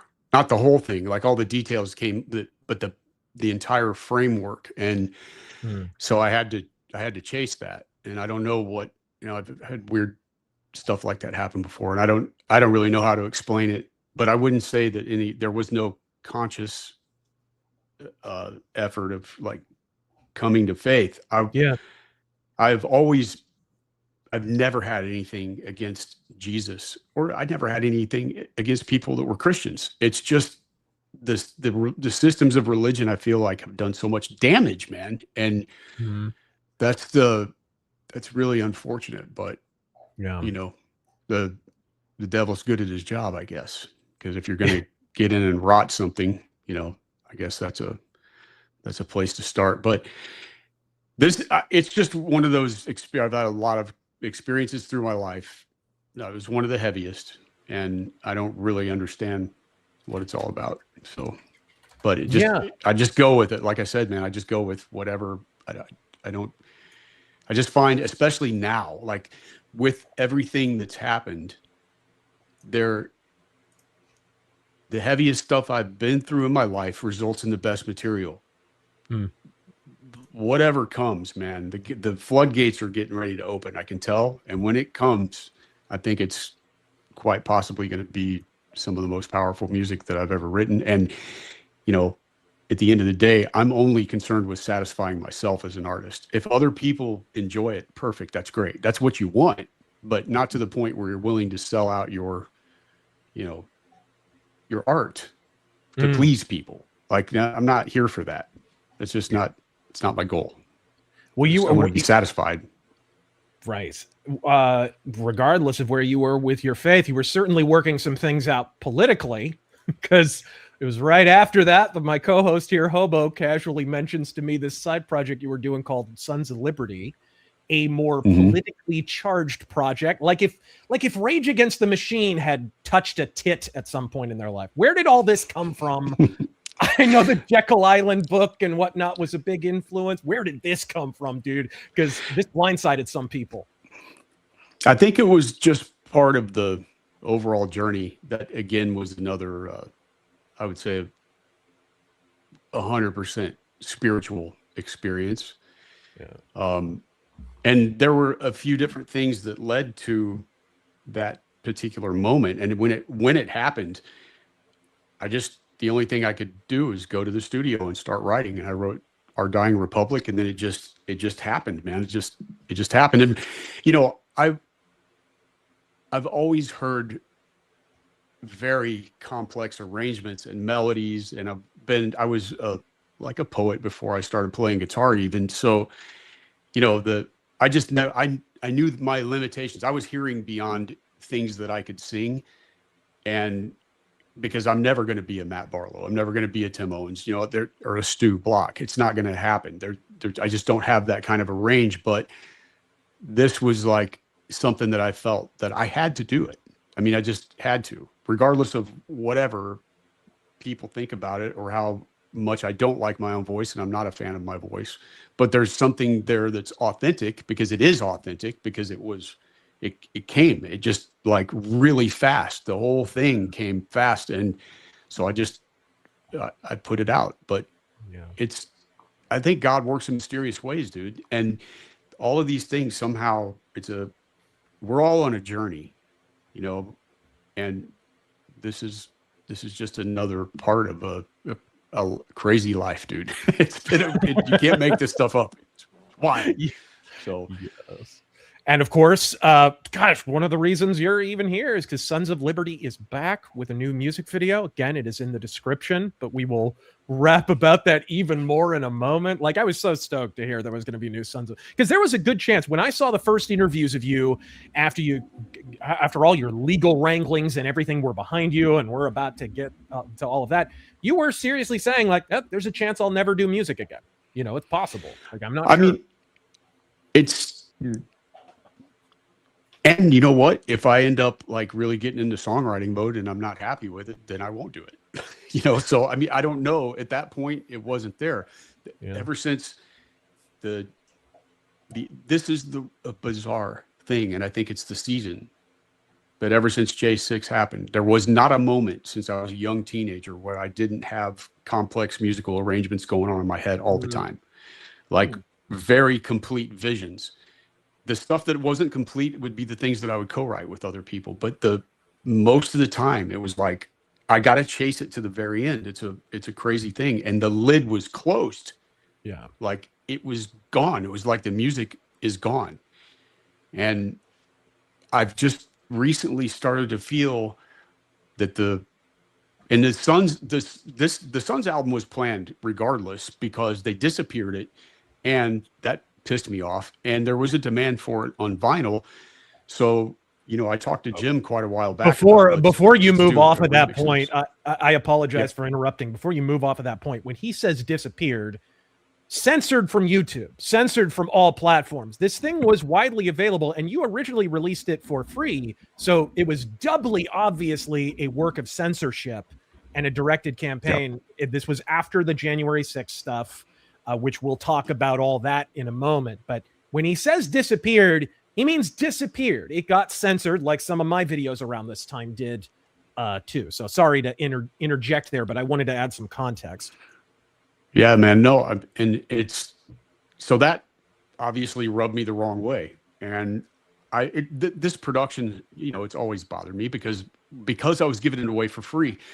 You know, drums and mix are typically the most expensive part of making a record, and because I was going to do that, we programmed the drums, and that always bothered me, you know. But it was all about the messaging, and I wasn't, you know, I spent a lot of money on it and gave it away. I mean, we did a limited license of CDs with Century Media, but it was I encouraged people to copy it, burn DVDs, hand it out. And they did. And a lot of people did that. And so it had an effect really around the world that I never even knew about until years later. And going into all these, we played in so many different countries, especially on the Dystopian Plagues album cycles. Those were intense, long world tours. So you going at all these new markets and people would talk about it. So it had an effect, and that was the goal. And then in 2011, I did the Spirit of the Times EP at the same time that I was writing Dystopia. Obviously, Dystopia was Iced Earth was a priority. I mean, but I put these songs together, and it was just a 5-song EP. Again, programmed the drums and just to keep the cost down, and it was out there. But they, both of those things were disappeared, and I didn't even know. But I had friends telling me that, and I was like, I've got to do this, the right way, and have a release for July 4th for the 250. I mean, that's been a plan for quite a while. So that was going to happen whether new music does or not. The good thing is that I think going through the process, like last summer, it was June of 2025. I went down to Tampa, and Jim and I got Mark Prater, who played on Dark Saga, Something Wicked, and the first Demons and Wizards record. Got him to play drums. Amazing drummer, man. I mean, he's an engineer too, so he's really smart and he understands the process. So it's like you're going in with a grown man that gets it, that knows how this stuff works, and he's going to own the take, and it's going to go quickly, and it's going to feel amazing. That was one of the things when we did Dark Saga, when we did first tracked the song Hellspawn, Jim recommended Mark coming, and as soon as he came into the rehearsal room, we started jamming. I just had this huge smile on my face. It was like, dude, this is it. Groove Master. So anyway, the Sons of Liberty stuff, the goal, whether I would start doing music or not, anyway, it was coming. Yeah. And new ISRC codes and everything, and yeah, I should add, some people were like, I'm not sure how I feel about the cover. Well, ladies and gentlemen, this is your new one. Yeah. Oh my God. Yeah. Yeah. So, I dare say an improvement. Yeah. It's pretty boss. Oh yeah.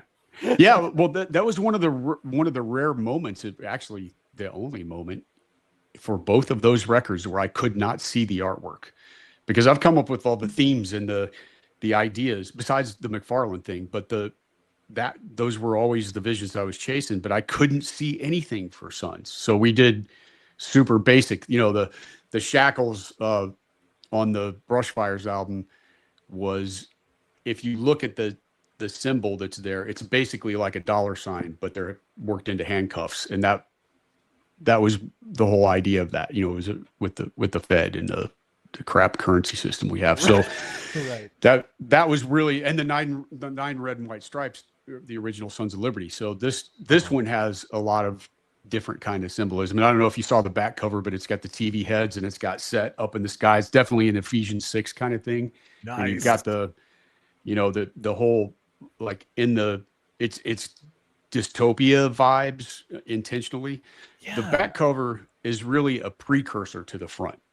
That's the idea there. So when you get your vinyl, it'll be, when you look at the gatefold, it'll be left to right. And that's the idea. So there's a lot of stuff in there that the diehards are going to understand when they see it all together, I think. Yeah, I did. So you go in a different direction with Dystopia. It's sort of a loose concept about our favorite cyberpunk dystopian films, stories, whatever. Here on The Offensive, we love this stuff. It's Dark City, Equilibrium. Yeah. You make a song about. Yep. You and I have to have words here. How the hell did Blade Runner not make the cut on this one? What happened?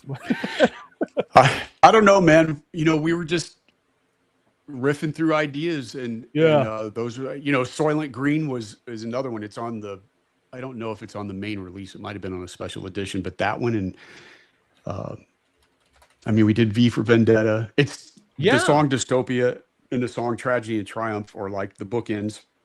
Mm-hmm. The first one and the last one, those are related to the Something Wicked story, but all the rest of them are just, different dystopian movies or novels or whatever that we went with. So, but there's you see the prison city. So on the back of the new Sons cover, some of that might make sense. when you see the TV heads, like those are the people that are allowed to participate, the ones that are staring at their devices and they have TV sets for heads, and everybody else is in the prison. So, there's. And the band changes up again. Barlow goes on his way. And what preceded that? Was it just, I mean, he had been kind of in and out of doing like various like law enforcement-y type stuff and of course family stuff and what have you. Did you know ahead of time, like, he's probably moving on here, I should be looking for someone else, or what happened? No, Matt was a police officer. It is a police officer since he left after Horror Show. So, right. That was that's his gig. That's his full-time gig. But right. We were thinking, right around the time that Crucible came out, if you go back to the .com bubble crash in the early 2000s, and then the housing, the subprime lending crap in 2008, each one of those times, the industry took another hit, and it just became a situation where we had to tour more. I mean, I would have loved for Matt to have been on that record, but it wasn't going to be, and the agent, we had an agent in Europe, and he was in the UK, who was like, every time we have to do something, there's this long approval process to be able to get out on the road. And so, it was sort of from a business standpoint, and that's Matt's career, and right.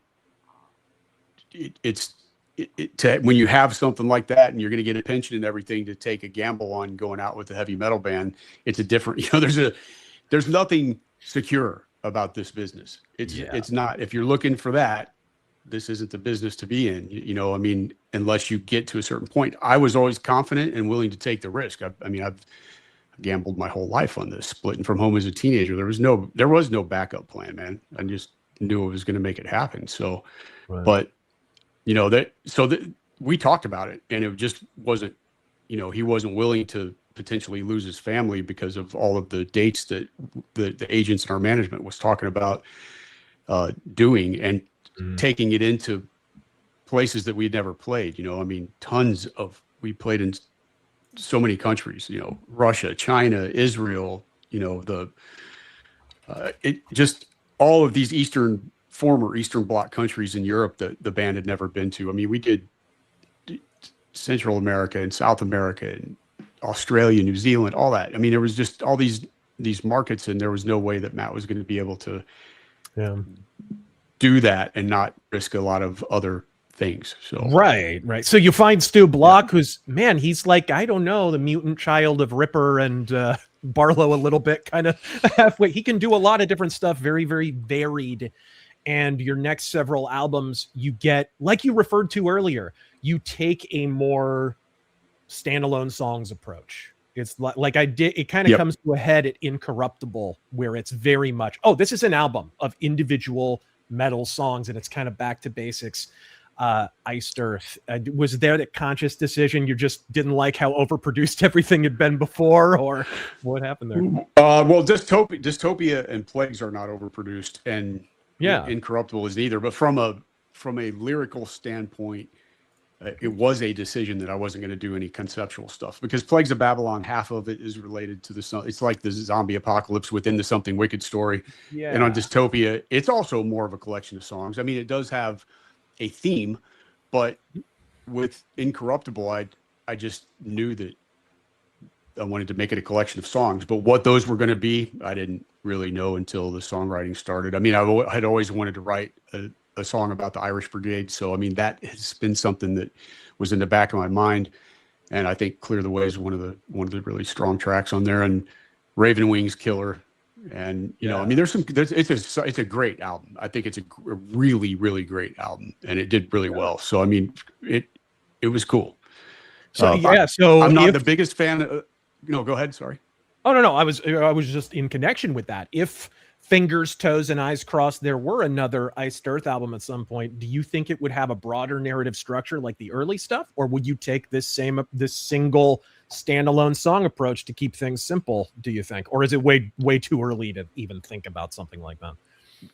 It's way too early, man. I don't know. I mean, I'm not even gonna commit that I'm doing another Iced Earth album. I don't know. I think, I mean, and I already have I've had some songs, ideas that I've wanted to, another extremely heavy experience that I had when we were at Philip the Great's tomb up north of Thessaloniki in Greece. One of the most powerful experiences I ever had was there. It was unreal. So that something's going to happen there. I can guarantee it. I just don't know when. So I'm too early in this to even, I'm going to let the music tell me which direction I'm going to go. But I mean, I guarantee there's going to be more Sun stuff. I mean, that's for sure. But Iced Earth is more of a commitment. I don't want to get back on the hamster wheel. In terms of, it's not going to look like it did before. There's no doubt. I'm not going out on the road for 6 or 8 months and becoming a traveling t-shirt salesman, because the music industry just sucks balls, man. I mean, and it's got nothing but worse through the years. And I still have friends that are veterans that have been in this game a long time, and the struggles that they're having with the cost of nightliners and everything. It's just like really difficult for these guys. And these guys are mid-level bands too, but veterans that have been doing it a long time, and it's tough. So, I don't want to get back into that rat race. But I have a plan. I have a concept of a plan, but whether what is it going to look like, sound like, what are the songs? The only thing that I just know of a few topics that I've had big experiences, and that feeling of like, my spirit is saying, I've got to do something about this. Right. And that's all I know right now. Yeah. I haven't even played guitar in years until last Thursday. So, I mean, that's awesome. So just starting to happen. That's great though, when you start to feel that inspiration again. I mean, anyone who's ever done a creative thing knows there are ebbs and flows, and you can't force it. It comes when it comes, right? So, and speaking of which, you can, but it's not going to lead in the best result. And there's been times where I've been pushed because you have a block on the calendar. Now it's time to write and record a record. And sometimes you're slugging through things when maybe you shouldn't be, but that's the machine. That's what I'm talking about. Mm-hmm. I don't need to do that. There are other ways. I think I'm smart enough to figure out a way to make this profitable and to make it work, and to not be in that hamster wheel, typical label bullshit that I've been dealing with forever. So you can say Demons and Wizards suddenly gets resurrected. This blew my mind. It was out of nowhere. It had been years. The last album had been 2005 or something. And I got to say, when I heard this news, I was harder than a mastodon tusk. And the final product, dude, the final product was killer. I just loved this record. It is awesome. Were you it seemed like you were kind of ready for this to be a full-on band. Am I off base at all on this? We were, I mean, it was blowing up big, man. And it was, I don't know if it would have been a band, because, at that point, Iced Earth and Blind Guardian were still our priorities, but we were definitely going to start doing more. And we had a killer contract and great terms, and everything was great in terms of that. And, but I also love this record, man. I think it's like really, really strong. The writing process, I was feeling, I typically go a really long time before I take any breaks, too long. And before the writing of this really started, I took off and went out hiking in Sedona for a month.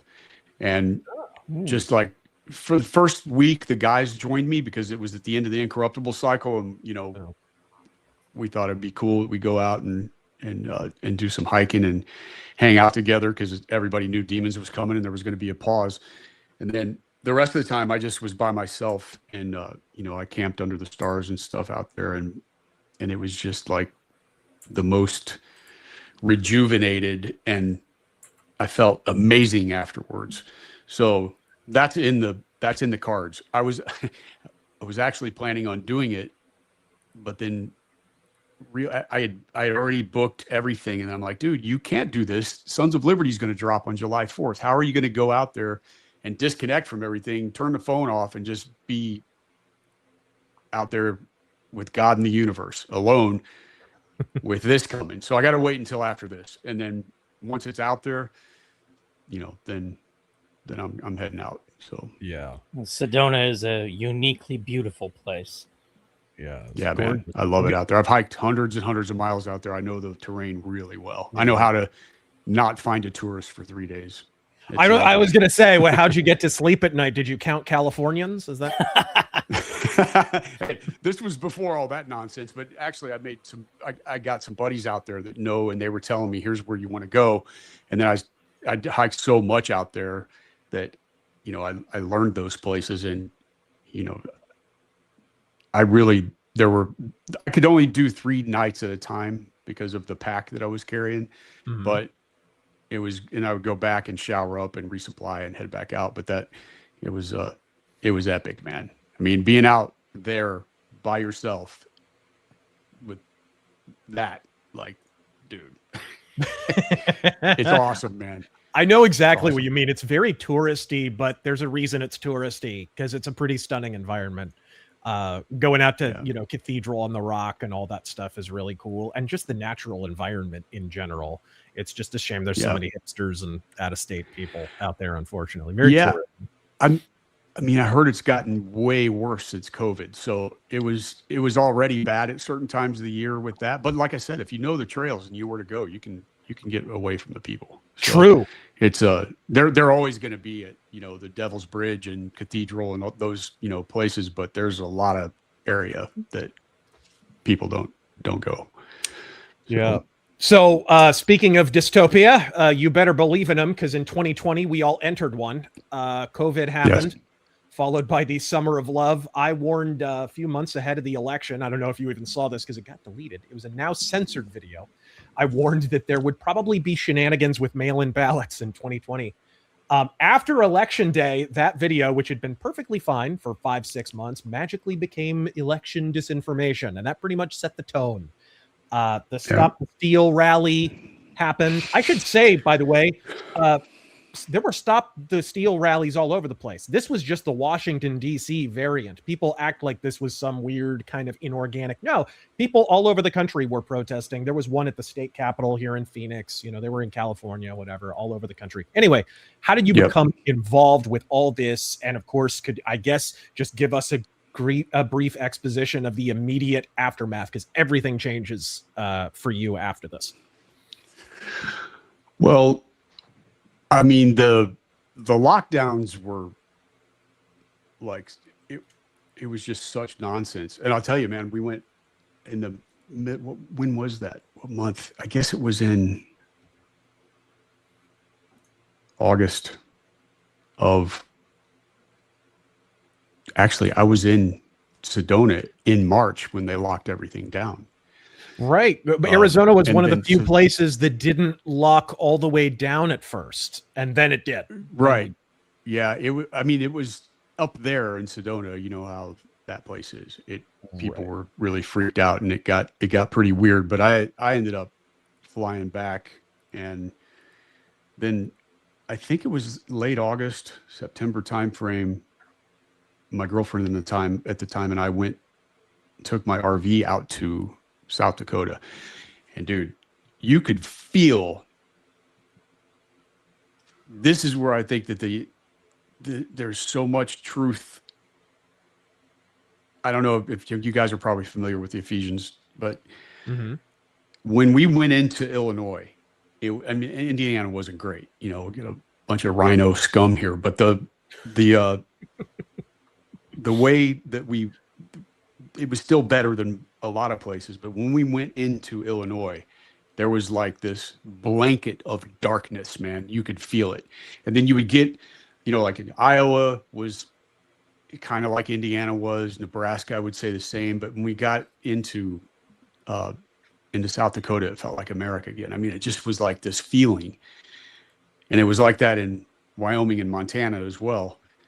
And North Dakota wasn't bad. I mean, it's, pretty desolate up there. But then going into Minnesota, again, the weight of the situation, it was weird. So this is where the powers and principalities, I think there was something very supernatural going on during that period. And there was, I talked to you, we'll talk about your faith and stuff, but I think that was like an object lesson in the two kingdoms. You ever hear of the two kingdoms theory? Martin Luther or St. Augustine did the city of God, right? The idea that there are two kingdoms. There's the kingdom of man, the rulers of this world. It's derived from Ephesians.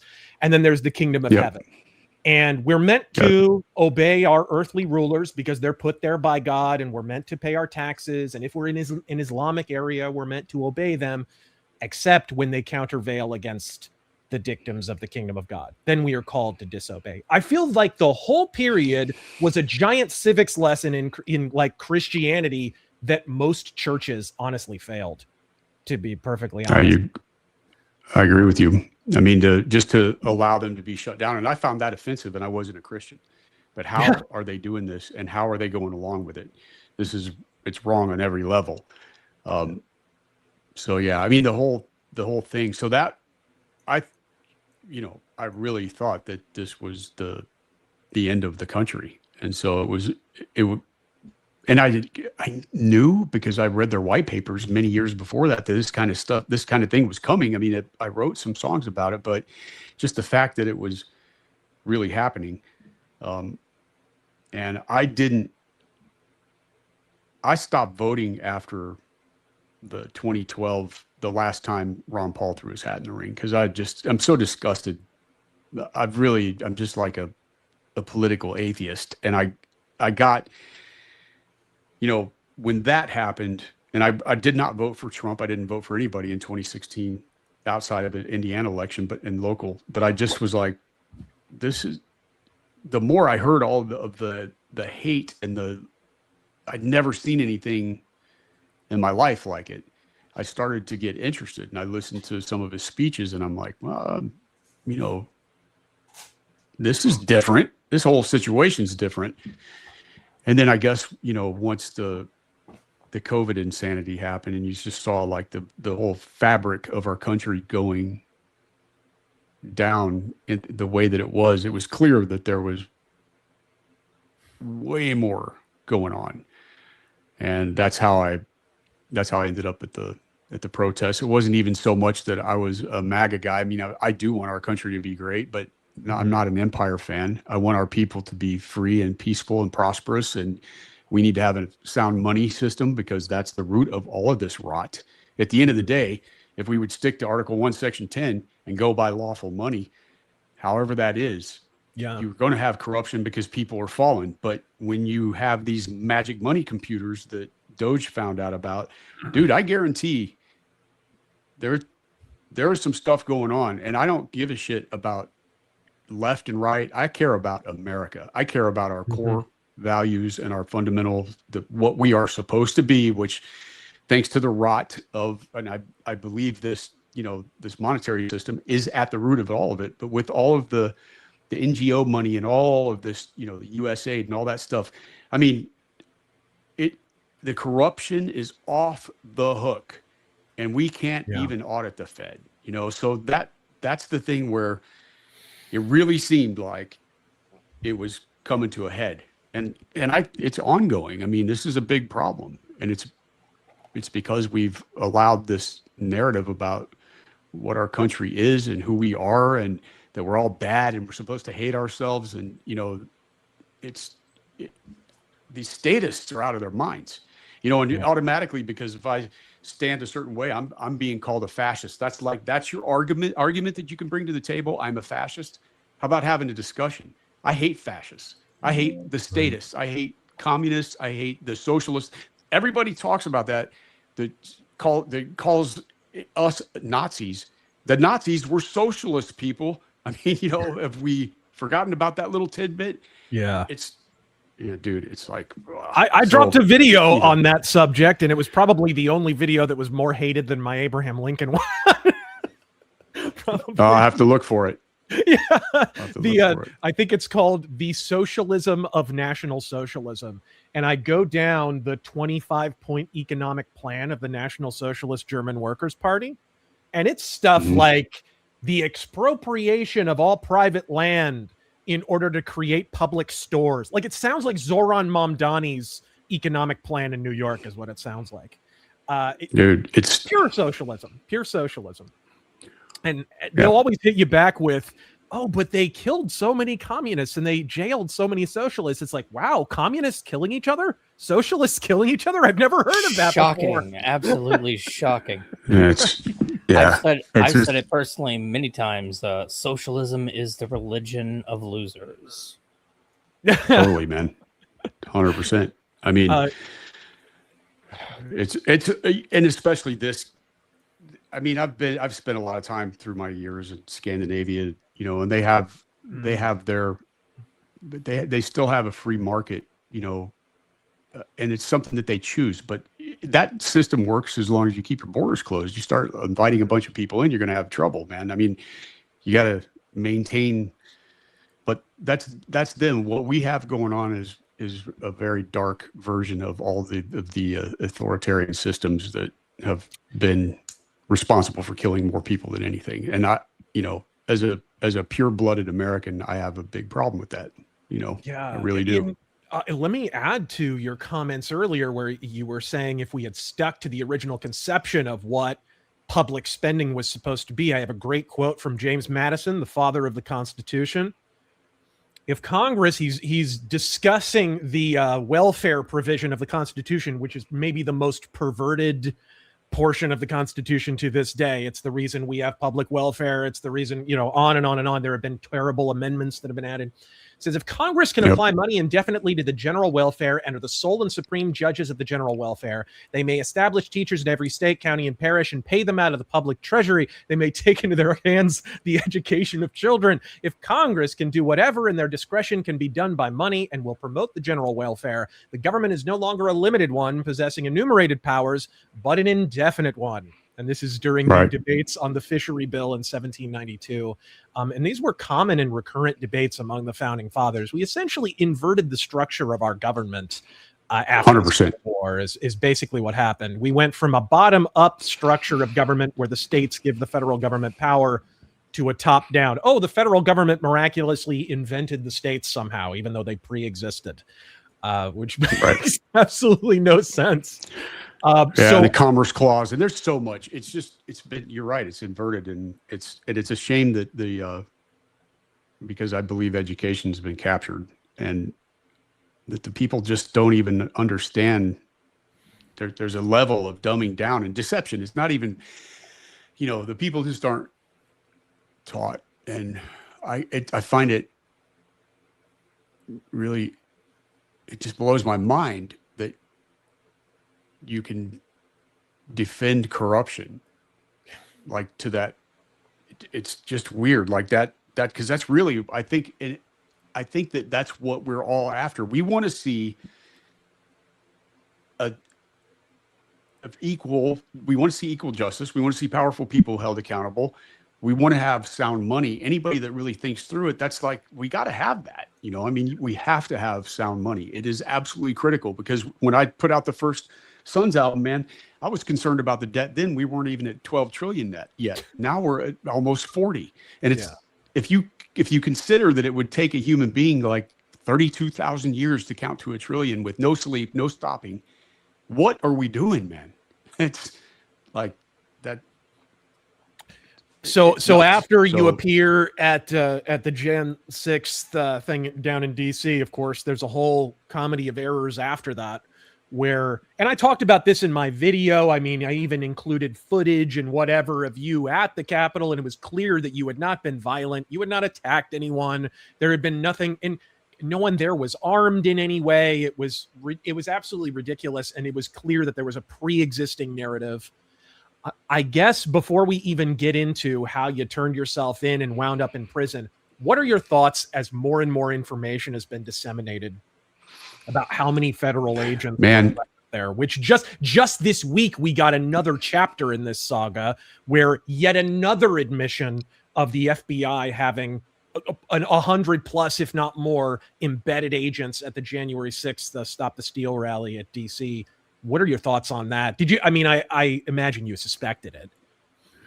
Well, I suspected bad actors, for sure, especially with the way things went down. And it was in hindsight because I didn't see anything crazy. I didn't see, it was like a protest that got heated in some areas, but I didn't even think it was that big of a deal, man. And it was, when I was talking to my manager, and he's like, John, sounds like you don't have any idea how big this story is. And I don't watch television. So yeah, I didn't think COVID was a big deal either, because that's what the TV that's what they do. They're programming you. They're feeding that fear instinct. So I disconnected from that a long time ago, and I didn't realize it was such a big deal. And then when I got out, to hear these people saying that it was worse than 9/11 or Pearl Harbor or the Civil War or whatever, I'm like, what is going on here? Disgusting. This is nuts. It just seemed, so yeah, obviously there was some very shady stuff, but I didn't even know to the extent of that, because I wasn't watching anything. I mean, family and friends were saying, dude, you're all over social media, and I was on the front page of a lot of newspapers and stuff. And I'm just, the days tick down, it's like, man, this is crazy. So yeah. So the first, what's the first inkling? Afterwards, what's the first inkling that you get that, oh shit, like this is probably going to escalate and I'm going to have to turn myself in, or what? When was that moment of realization? Well, so it was a Wednesday. I drove back on a Thursday. On Friday, I found Attorneys for Freedom out there in Chandler. And it was Tom Woods, who a friend of mine reached out to him because I'd done an interview with him at some point, a few months before. And she just instinctively thought that he'd be a good person to ask. And he said, John needs Mark Victor. He needs Mark Victor. So, I think Tom might have even written him an email saying this guy's going to be calling you. And once I got we set up a call. So on that Friday, Mark had already, like an hour after we were on the phone and had our consultation, he'd already reached out to the FBI and was like, hey, guy knows he screwed up, and then he sent me an email a few days later and said, did you take bear spray into the Capitol? And I said, yeah. I didn't even think about it. I mean, it was on my hip. I didn't think about that being that's purely non-lethal self-defense. So for all these idiots out there that are calling it an insurrection, when this is the most armed nation on the face of the planet, right? If the American people wanted to have an insurrection, it would look a lot different than that. Yeah. I don't want to see that happen. I don't think anybody wants to see all this corruption and all this deceit and lies and everything. Nobody wants this. So, well, actually, there are a few. If you want to destroy the country, this is what you do.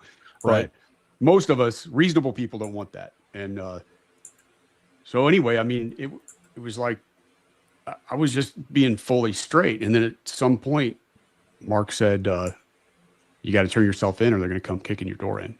Yeah. So I did. And I didn't expect to be in solitary confinement and all the shit that went on after that. I mean, oh my God. Yeah. Tell me about, I guess, prison for a little, because for those of us who've never been there or who have only visited people, it's kind of impossible to even conceive of the first time that door shuts behind you and you go from basically a member of society with the bodily autonomy to, I don't know, drive down the road and buy a Slurpee if you so desire, to sort of an island unto yourself as you enter sort of bid mode. And you're now in a completely confined environment. What happened there? How heavy was that the first time it really hit you? And you were there for quite a little while. Yeah, it was. I was in 4 different facilities. They call it diesel something, like when they're screwing with you, and so they keep moving you around, so nobody knows where you're at. You don't know where you're going. What's it called? Like transit duty, or I forget what they call it. There's like a I know exactly what you're talking about, where they drive you from place to place just to fuck with you, basically. Yeah, I mean the first was in Marion County, which is that old jail was, it's just total shithole, man. Diesel therapy, that's what it is. Yeah, there you go. Yeah, and because it was condemned, and they apparently were building a whole new facility, and they started transporting prisoners over, or inmates over, like right towards the end of when they snatched me out of there, and I was there for the longest. And it was disgusting, like, and bright lights 24/7, really small space. I could take 3 steps. I couldn't even get down on the floor and do push-ups. I just have to like lean on the bars. But at some point they put me in the next to suicide block. So the screams and the multiple personalities, it was, the walls were steel plates welded together. So you're hearing everything. And right in the cell right behind me with, like just screaming. And that was like felt like Arkham Asylum. It was that period there on that particular block was pretty bad. And, you're supposed to legally get out for rec an hour, shower, make calls, whatever. And there were times where that didn't happen. That's the one thing that I have to say about the DC gulag is that you got your hour of guarantee rec, and they had, we were in 2-man cells individually. So you had more space, like, there I could do push-ups. I could pace around, you can move your body. And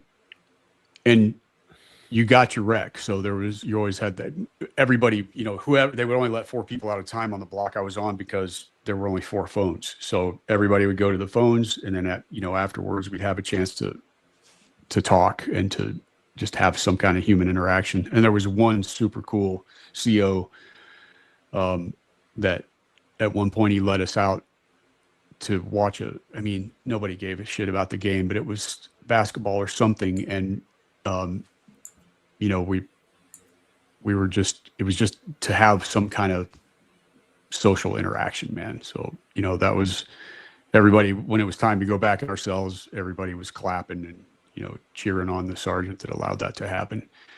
So, it was probably one of the worst things about being moved all the time is if you have stuff from commissary or books, they don't let you take anything with you. Now in Marion County, I couldn't get any books. I got the Bible, but in DC, my friend, my attorney, Mark Victor, recommended a couple books, and then my girlfriend ordered them and had them delivered to the prison there in DC. Wow. So it was intense, man.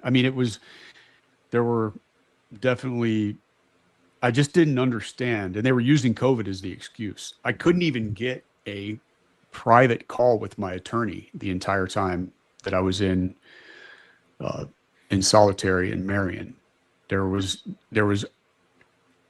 I remember the first time I went into the room to have the call, and this deputy's in there, and I said, I'm talking to my attorney. I want to be alone right now. Not going to happen. I'm like, what am I going to do in here in this room with a phone? Like, but they wouldn't allow it. So of course, trying to be open and have a talk with your counsel to really understand the gravity of the situation was difficult. That also was better in DC. So, it was more professional than the jails. And at one point they snatched me up out of there and put me in Northern Neck. So I was in 4, Marion, Hamilton County, DC, and then Northern Neck, Virginia, which was also a cesspool. Pretty disgusting, especially in the DC, they made a whole prison 2 blocks for the J6ers, big, pretty big blocks. And yeah, it was like the cells had black mold and stuff, but they gave you the They gave you the stuff to clean it, and it was just more like you knew things were gonna happen. So right. The one of the things I was disappointed about was conservative media did not talk much about Jan Sixers while you guys were in there. That's one of the reasons I made my video, is about you specifically, because I was like, okay, first off, I'm a metal fan. I know that he's getting railroaded. Plus, he's a very visible J6er. I can kind of bring some visibility to this, because it seemed like a lot of conservative media, the people who are kind of policing my side right now, were not talking about you people. Did you? I mean, you're in complete isolation at this time, but did you get any sense of that while in or after you got out, that like you guys had not been talked about? It is a credit to the president that he even addressed this after he got in office, because people had stopped talking about a lot of this. Yeah, I definitely didn't realize the gravity of the situation. I mean, I knew my situation, but I didn't realize like the horrible things that were being said about all of us. And I did see some of that. Like I told you, the clips of them saying this is worse than 9/11 and all this nonsense. And I'm just like, man, we are in clown world. This is insane. But in terms of I would say that conservative media, I mean, what is that? I don't trust Fox News whatsoever. Haven't for a very long time. I just don't. I'm not shocked, I guess, because so much of the Republicans it's a uniparty. You know, I don't know. There's not that many guys that are really. Thank you, brother. Appreciate that. Yep.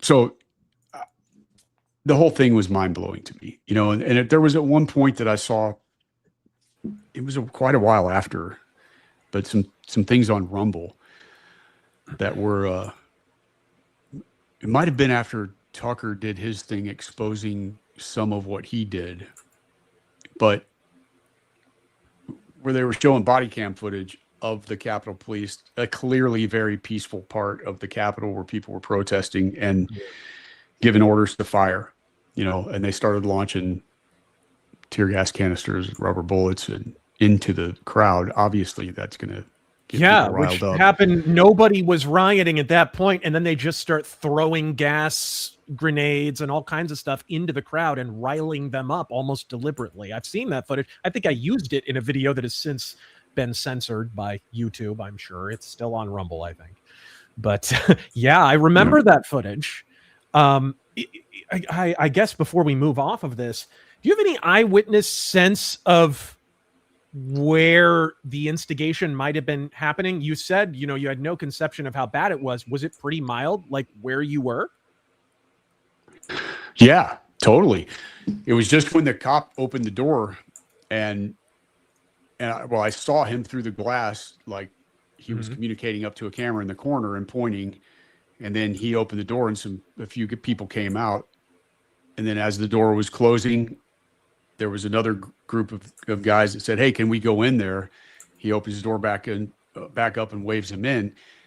And then it closed for a little bit. And then another group of guys came bursting out of the door, and they were like, they said, the cops are afraid. Another guy said, they're beating an old man in there. Let's go. I didn't think about it at the time, but later I thought, okay, those guys were probably that was probably baiting us in there.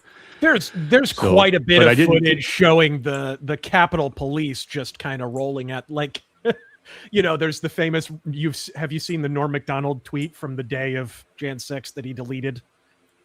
You ever seen that one? He says, "I love the part where the violent terrorists respected the velvet ropes in the statuary hall. They didn't move them at all." Yeah. The police opened these things for them, right? So there's lots of footage of that kind of stuff going on. It's absolutely disgusting. Some of the most disgusting footage that I remember seeing was from an adjacent hallway. Capitol Police arrested someone, and a couple of people, and then they take them to an adjacent hallway, and the Capitol Police takes the handcuffs off of them And these were the guys that were in the masks. You couldn't see anything. You could identify them. And the two guys do fist bumps to each other. Mm-hmm. Yeah, I saw that. They're clearly not protesters. They're instigators. They're probably feds. Yep. Speaking of disgusting things, I made a video about this. Twisted Sister's own D. Snyder dropped some comments that have aged almost as badly as he has. He called the Stop the Steal rally a terrorist action. He said, you ratted out your own people for a lighter sentence. Yeah. And he decided to be especially brave and say all these things with the full knowledge that you were either behind bars or you were legally forbidden to speak in your own defense. You brave, brave soul, D. Now that you've been pardoned and he's decided to ride off into the sunset for his new career as Bette Midler's lighting stand-in, do you have any choice words? For Reese Snyder? I promise God will forgive you for anything you say. Dude, you have a gift, brother. It's unbelievable. So no, I mean, dude, I can't blame people for being foolish and deceived. I mean, if you're going to watch the boob tube, which clearly that's probably as far as his understanding goes, I don't see him as a very scholarly book reader. No. I would say that is, everybody's been deceived. And so those that are still locked into the nonsense, I mean, he's one of them, obviously. Mm-hmm. Somebody that's supposed to go there, the PMRC, and whatever, man. Like people say like stupid shit all the time. Like that's a thing, and I feel like just keep talking, dumbass. I mean, it's there. It's like a public record. You're showing how little you know. Not just D. Snyder, but any of these people that are like have no clue how the world actually works. So, let them ramble. They just expose how dumb they are. So whether that's their own fault or not. But. So I think Taryn had a question about when you sort of came to your faith in prison. Did you want to ask him a question about that? I just want something in the ballpark. What would you say was your defining moment that solidified your faith? That would have been a good 6 or 8 months after I got out. It started in there. There was a guard in Marion County walked by my cell and passed in a small booklet about, it was Daniel in the Lion's Den, and he just said, "Stay strong, brother."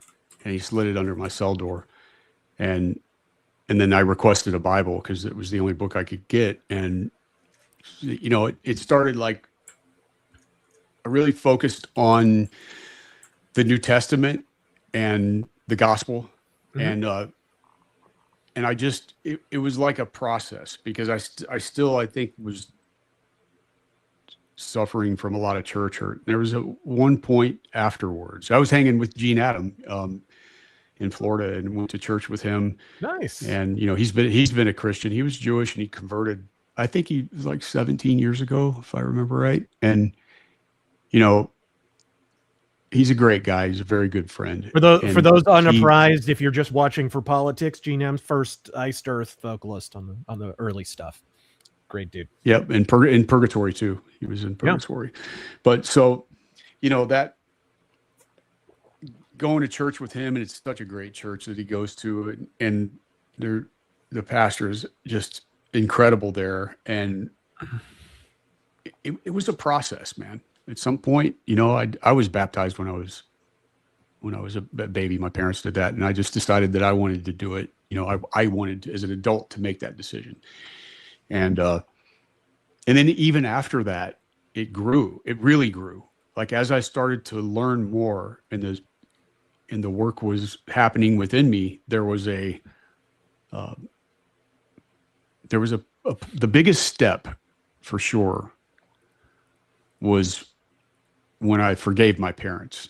I mean, that was a huge step because it started to I started to really, instead of being judgmental like I was most of my life, that I realized that we're all in this fallen state, all of us, and we're all flawed. There is no perfection amongst us.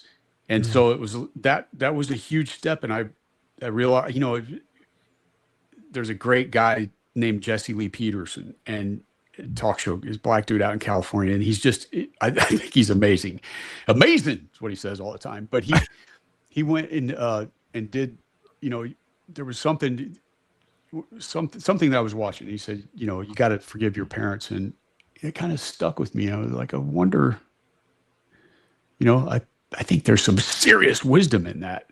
And it's not just through words, but you have to feel it. And once you reach a certain level of understanding and accept that you're in the fallen state, and that there is, you know, there is a solution. Like, I was becoming more and more like peaceful, and the understanding, you know, before I was angry about all of this corruption and all this injustice, and I don't like it, believe me, but it's understanding the spiritual war aspect is a big deal. And with so many of the things that I've experienced in my life, it just started I'm like, whoa, this is real, man. And reading Jesus's words is different than the way a lot of people in certain religions behave. Those are different things. And so that it just started to make sense. And then there was a point where really in my heart, I was like, I've got to forgive my parents. And it was real, because I had understanding. Now they're dealing with the same fallen situation. You know, the children are, when they're born, they're just pure, as pure as a human can be, but there's just, they get hurt by the world and by their parents and by the people, because we're kind of a mess. So that realization started to hit home. And I realized that, man, I have judged my parents, and who am I to judge my parents? You know, like this is not right. And once I did that from my heart, and, you know, my dad passed away in 2006, but I went out to his grave, but I was able to talk to my mom, and my mom was convinced the entire time that Trump is going to get reelected and you're going to get a pardon. And I was like, Mom, we cannot count on that. We have to be realistic here. I could be going to prison for a very long time. Like, I can't plan on this. But she stayed alive until she said, I'm going to hang in there because I know it's going to happen. And then she died on March 21st after, after he was sworn in. That about 2 months she lasted. Wow. This is one of those things where, you know, we all have our criticisms with any sitting president. But I did make a video early on, and we did a live stream early on where we were careful to list what Trump had done, you know, as far as campaign promises and whatever, so that it would stick in people's minds. It was kind of a fruitless effort because public has goldfish memory. But one of them was the pardoning of the Jan 6 detainees, which I feel like no one even talks about anymore. That was a campaign promise he pretty much immediately fulfilled. And it, like anything, he took a bunch of criticism for it. It cost him politically on a certain level, and he still did it because it was the right thing to do. I just have to underline that. You know, I know a few people in the administration. I've actually been invited. I haven't announced this yet, but I was invited to the 250 centennial celebration. So with every music artist living and dead canceling on the event, if asked to perform, would you and Sons of Liberty pop up at all? You maybe share the stage with Vanilla Ice. Dude, I totally. I mean, because it's not about Trump, it's about America, and I'm down with the Declaration of Independence. I mean, big hell time. Yeah. So that's like, you know, that's what the 250 is about, celebrating that. You know, nice. I think I heard about that just a couple of days ago. People were canceling. You know, I don't know. I'm not a Trump sycophant. I appreciate some of the things that he's done for sure. I don't know.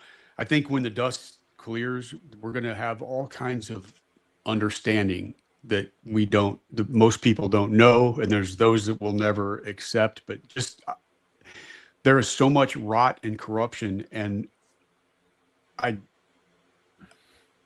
we got to get a handle on the monetary system. We have to.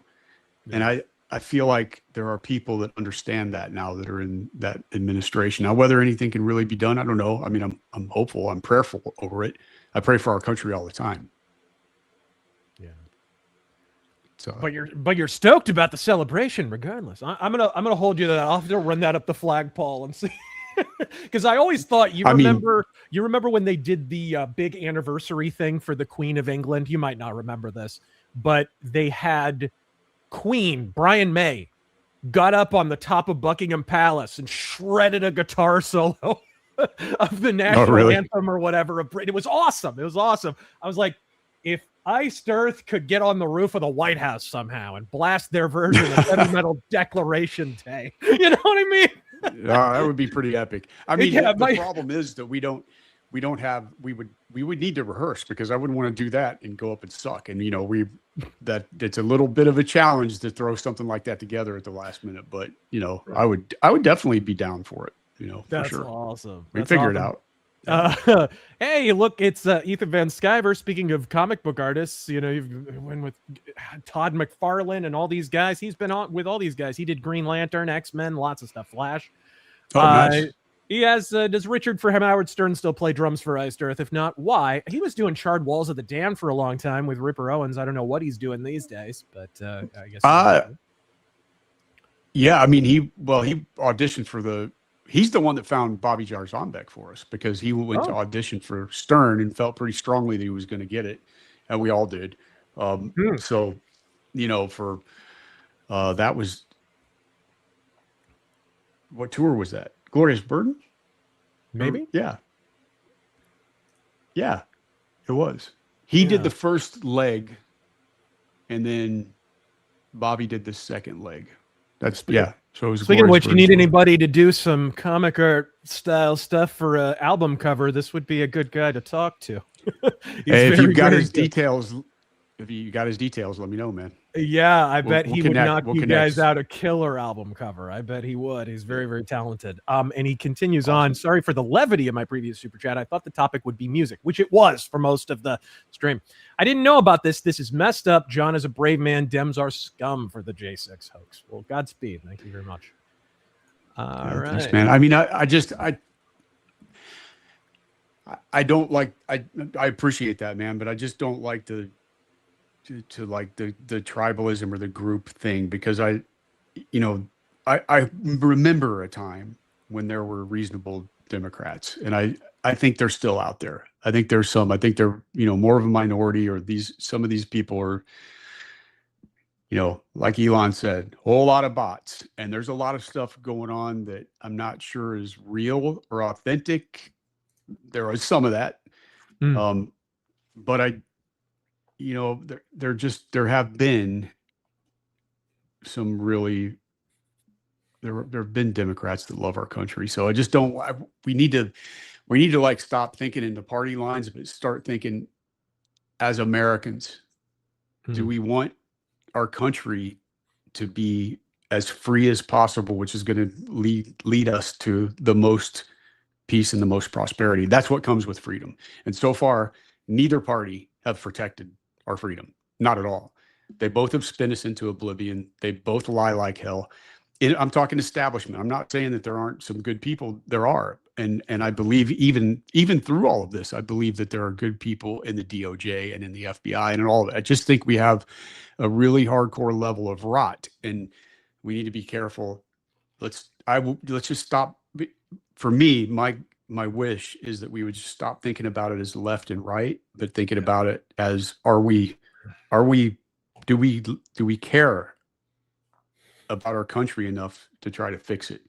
And even if we have different views on how that may happen, can we get back to a point where we can have reasonable debates and something productive because man, what we had here, and I agree with you that since the end of the Civil War during Reconstruction, everything has gone horribly sideways.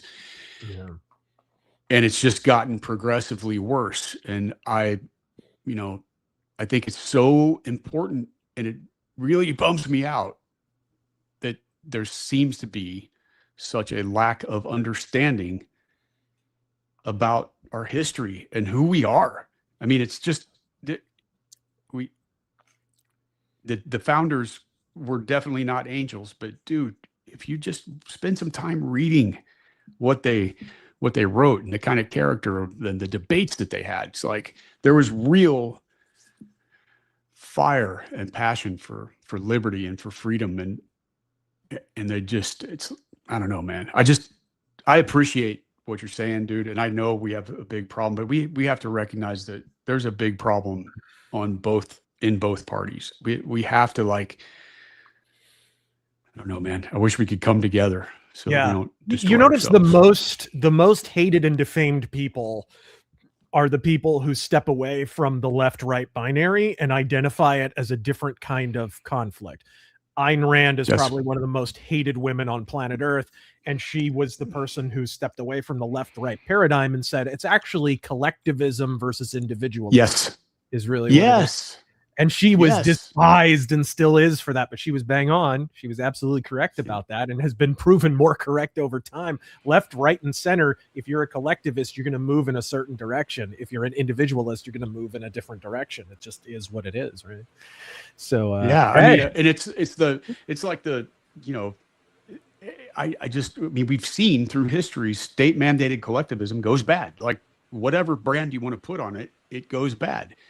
Mm-hmm. And, you know, but this is years and years of indoctrination. So it's not going to, you know, it's not going to change overnight. I think sadly, when we have a, you know, this collapse of the corporation that's going to be ugly for everybody. I think that's, you know, it's important that we win the argument in the ideas, because there are going to be a lot of people that are going to want more statism when the statists are the ones that caused all of the trouble we're in. They're going to want more of it. Oh yeah. If history's any guide, I mean, look at the Great Depression, you know, government interference, the stock market crash had already started to recover by the time the government started to intercede. And then the Great Depression really started. And how did what did the public do to respond to that? They elected a bunch of statists. Oh, government, you caused the problem. Please, government harder. Right. Give me more, Daddy. Yes. Hey, Rosebud, I think you know her. I think this is my favorite John Schaeffer interview ever. Oh, she's awesome. She's been a big help through all this. For sure. She's reached out a number of times. I'm very, very grateful for her and for her support. And Godspeed to ya. All right, let's see here. Hey, John Schaeffer, my late mother loved your work before she passed away in 2023. All right. Awesome, man. I'm sorry for your loss, bro. I know how hard that is. All right, let's tough stuff. see here. Says, I think this guy was at J6 and he had bear spray as well and didn't get in trouble for it because it sounds like he ditched it or something, but he gave first aid to people and what have you. We do have a number of J6ers who watch the show and I hear their comments all the time. So this is, but you're probably, I mean, gosh, I can't think of a J6er who was really more prominent than you, which was one of the reasons that was odd that conservative media seemed to dance the lambada around your story and just ignore it. It was very odd to me. You never heard them speak up at all. And one of the reasons I made my video. Let's see. Heavy metal, you know. Yes. By the way, before we start digging into super chats in earnest, do you guys have any questions remaining for John before we wrap this up? Yeah, actually, I have one. It sort of goes along with what we've been talking about a little bit. Mm-hmm. Like, as somebody who's like a believer and who's had like obviously you've written a lot of material that kind of deals with like end of the world and dark type things, themes like that. Do you think we're like in the end times now, or do you have any thoughts about that? Man, I feel like something is coming to a head. I don't, you know, maybe we are. I mean, I don't know. I don't think anybody that says they know can really know. Yeah. But there's a lot of things that are happening, and it feels it feels like we're on the precipice of something, and I hope it's the end times for the wicked scum that have destroyed the West. That's what I hope. Yes. Amen, brother. May that be a prophecy, for crying out loud. I hope. I pray. I actually have one more. Yeah. This is more of a fun one, I guess. Since I've known Razor, I've been friends with him for, I guess, about almost 30 years now, crazy enough. And I've been listening to Iced Earth for probably 25 or so. Yeah. So just wondering, how did you hear about Razor Fist? How did you discover him?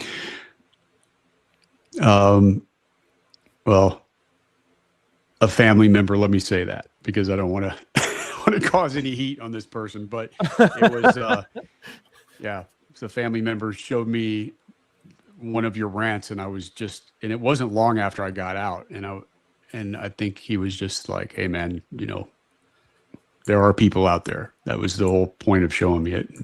Nice. I mean, it was hilarious, but I was like, man, I wish you wouldn't say that about Hansi, because the thing with Hansi is that we talked several times before I turned myself in. And so it wasn't being blindsided, which actually I wasn't really. I mean, based on some of the stuff that I was hearing from Jake and the drama that was going on behind the scenes before I turned myself in. But, this was hard on Hansi, because we're close, man. We are going to be close for the rest of our lives. There's no doubt about that. Well, that's good to hear. At least that is good to hear. It was more so the public statement and the the declamatory rhetoric that was sort of attendant to it that bugged me. That was why I included that in there, because I love the shit out of Hansi Kirsch. He was one of my favorite vocalists. I never got the sense that he was particularly political one way or another.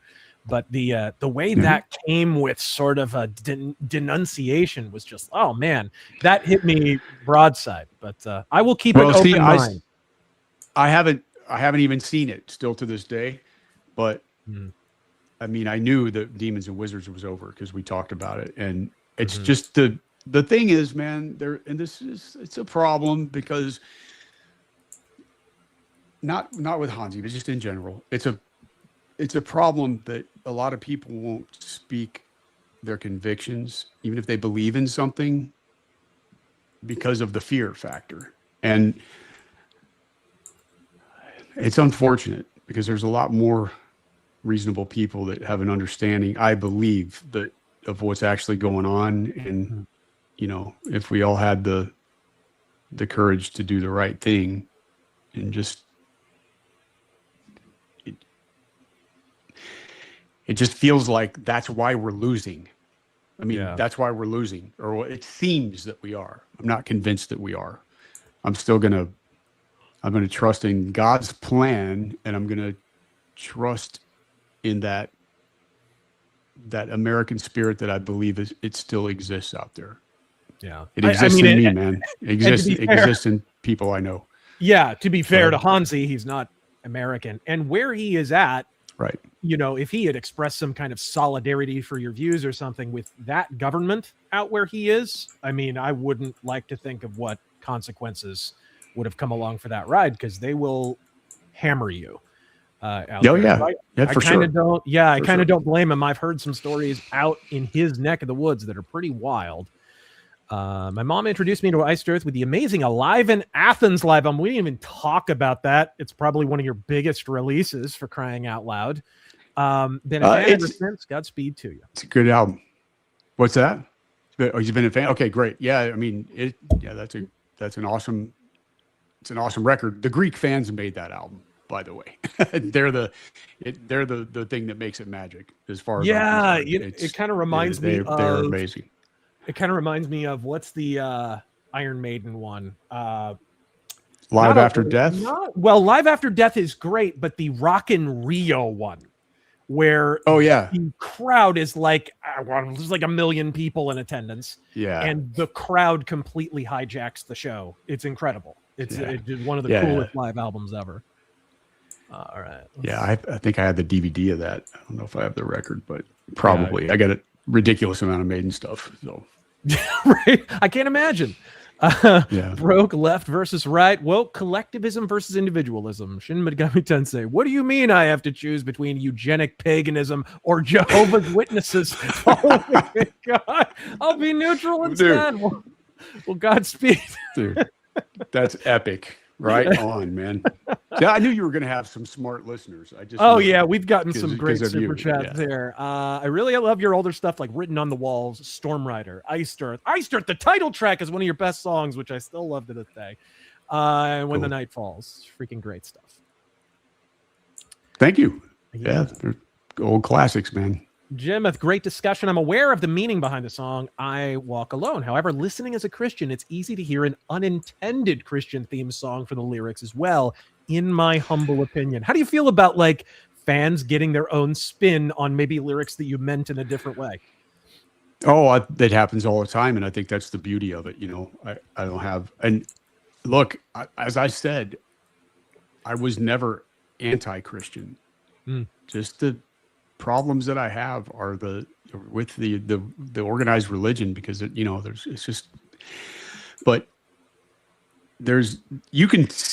can look back at my lyrics and see the struggle that was going on within me. I can see that. Now, how other people do, that's to be expected. I'm always really interested in hearing how the fans interpret songs, because it oftentimes is different than what the author intended. That happens quite a bit. So it's always cool hearing that, I think so.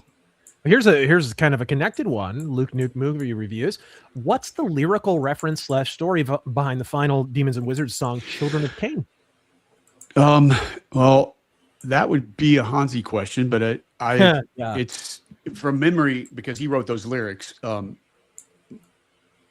My memory of talking to him about it is that it's like the descendants of Cain, and this tribe that goes off, the children of Cain. And what was that? It has that sort of biblical tinge to it, but also there was a movie, or maybe it was a book first, but was it called Lord of the Flies, where all the kids become very like tribal? And yeah, I think he was going for some of that, and the hinting at that they're, the biblical side, that the children of the idea that the children of Cain are the ones that are wreaking havoc on the world. So yeah. John Matrix's weak arm. If you've watched the movie Commando, you get that reference. Been a fan of Iced Earth since 2003. Declaration Day and Hold at All Costs still give me the chills. Nice, man. Yeah. Hold at all costs. Thank you. It's freaking great. I love that one. All right, let's see here. Blasting Declaration Day. This is true of me as well. I own up to this. Blasting Declaration Day has become an annual tradition every 4th of July with the Star Spangled Banner intro, of course. I've blasted that out of my car more times than I care to admit. Awesome, man. Yeah, well, I'm glad, because that's the point of the song. 10,000 Strong is goated. All right, cool. Awesome. All right, let's see here. Godspeed, Iced Earth, one of my favorite bands. We're getting some great support here from you guys. All right. Hey, John and Razor, first time I saw Iced Earth was opening for Megadeth in Rockford, Illinois. Wow. Great show, but my car got towed. Glad you're back, and hope to see you back on the road one day. If you need a rhythm guy, I am available. Right on, man. Yeah, that was the craziest thing, because we got offered to do that Megadeth tour about an hour after we got offered the Judas Priest tour. And when my manager at the time, he was the best manager of my career, he's since passed away, he called me and said, Priest want to take you guys out. And I just immediately said, yes, of course. That's amazing. And then he called back and said, you're not going to believe this, Megadeth wants to take you out. But the dates conflict. And I was like, well, we already committed to Priest. And then shortly thereafter, 9/11 happened. And the bus came to pick us up that day to head out. The tour was starting in California, I believe, and I think we made it all the way out to New Mexico and found out that Priest had canceled. So we came back and it was too late, to jump on the Megadeth tour. And maybe they even had a delay. I don't remember, but they did. I said to my manager, tell them thanks so much. And we would love to do something in the future, but we're already locked in. And then we ended up doing like the fourth leg of that tour. So, we didn't do that many dates, maybe 12 or 15 or something, but right. But still a Megadeth tour of any duration. All right. Yeah. Let's see. What do you think of them calling it a career here? I mean,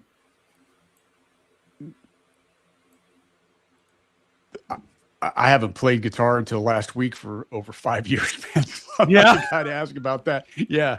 So, any advice on? I mean, if you're into it, just keep going. That's the way to stay consistent.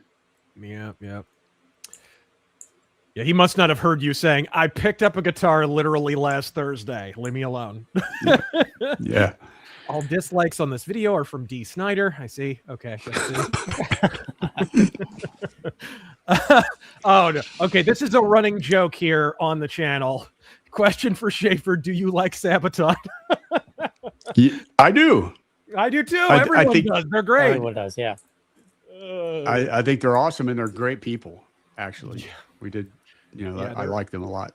What do you think of this new wave of heavy metal bands, especially out of Sweden? There's just something in the water down there right now with these younger bands that are suddenly hitting big, like Ghost and Sabaton, and these bands that are actually getting some play. Yeah, there's some good ones, man. There's a lot of great talent in Sweden. So, and it's actually pretty crucial in the overall European market. I mean, from a business standpoint, but there's a lot of talent there.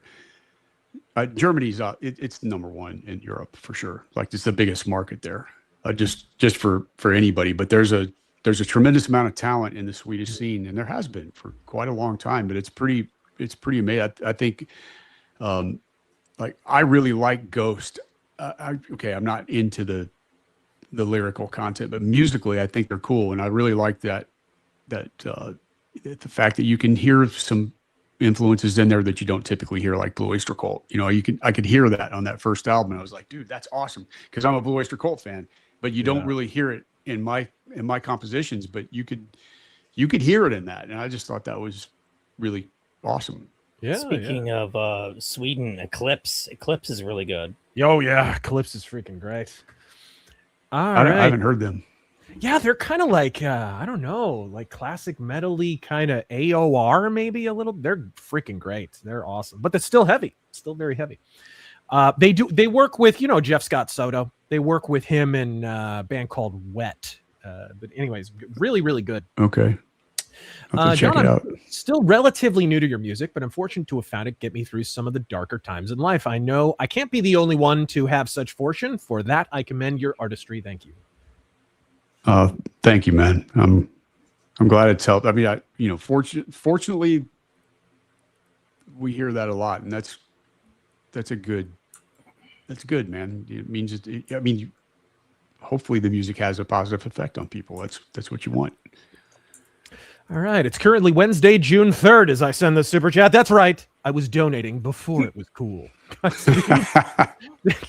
Thank you, right on. Captain Hipster. I appreciate it. Here we go. Another one. Fiddler on the Green changed my life. Isn't that about like a car accident, that song? Something like that? Like a car accident that Hansi witnessed? Or?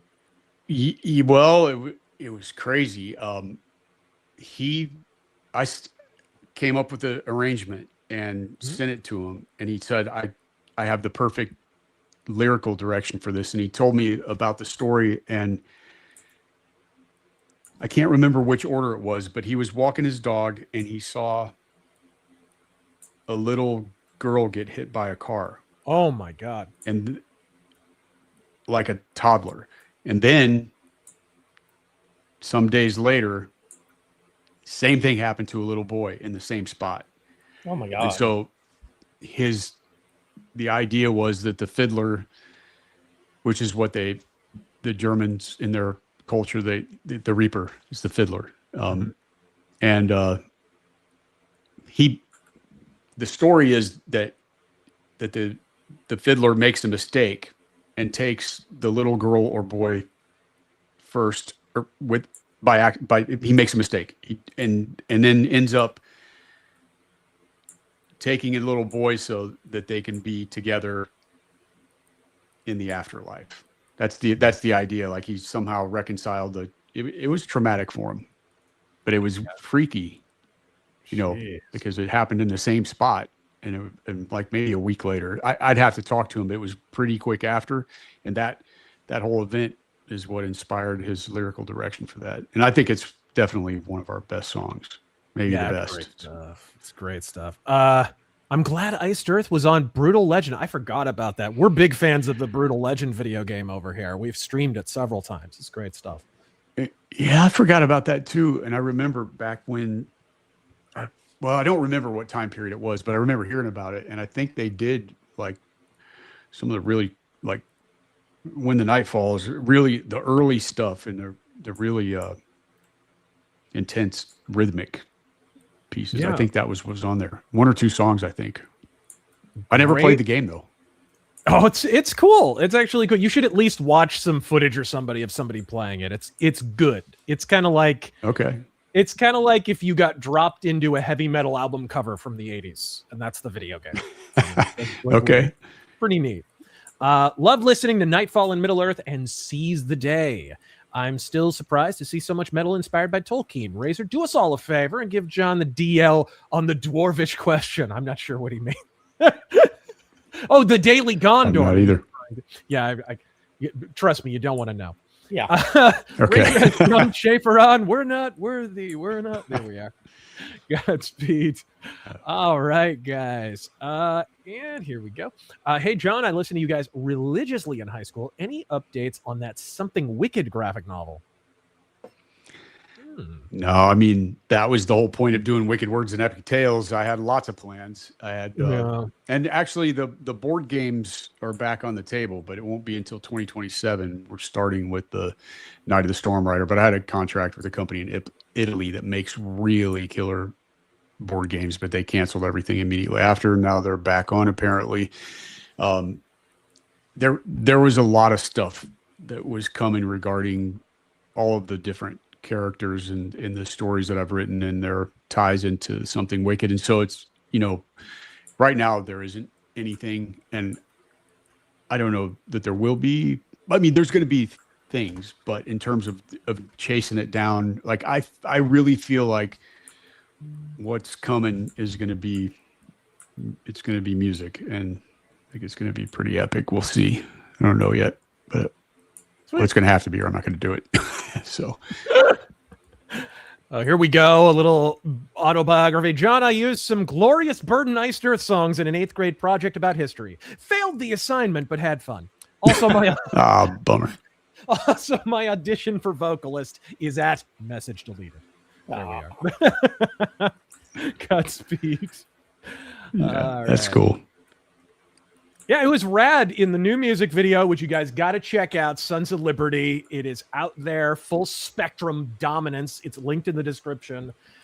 We get to see John in the vocalist role, which is not a common occurrence. Well, the thing is, on those recordings, I played all the guitars on full spectrum. I played the bass. Jim Morris played the solo. But yeah, I did. I mean, when those few shows that we did live, I don't want to be tied behind a mic stand in that kind of setting. And Matt O'Rourke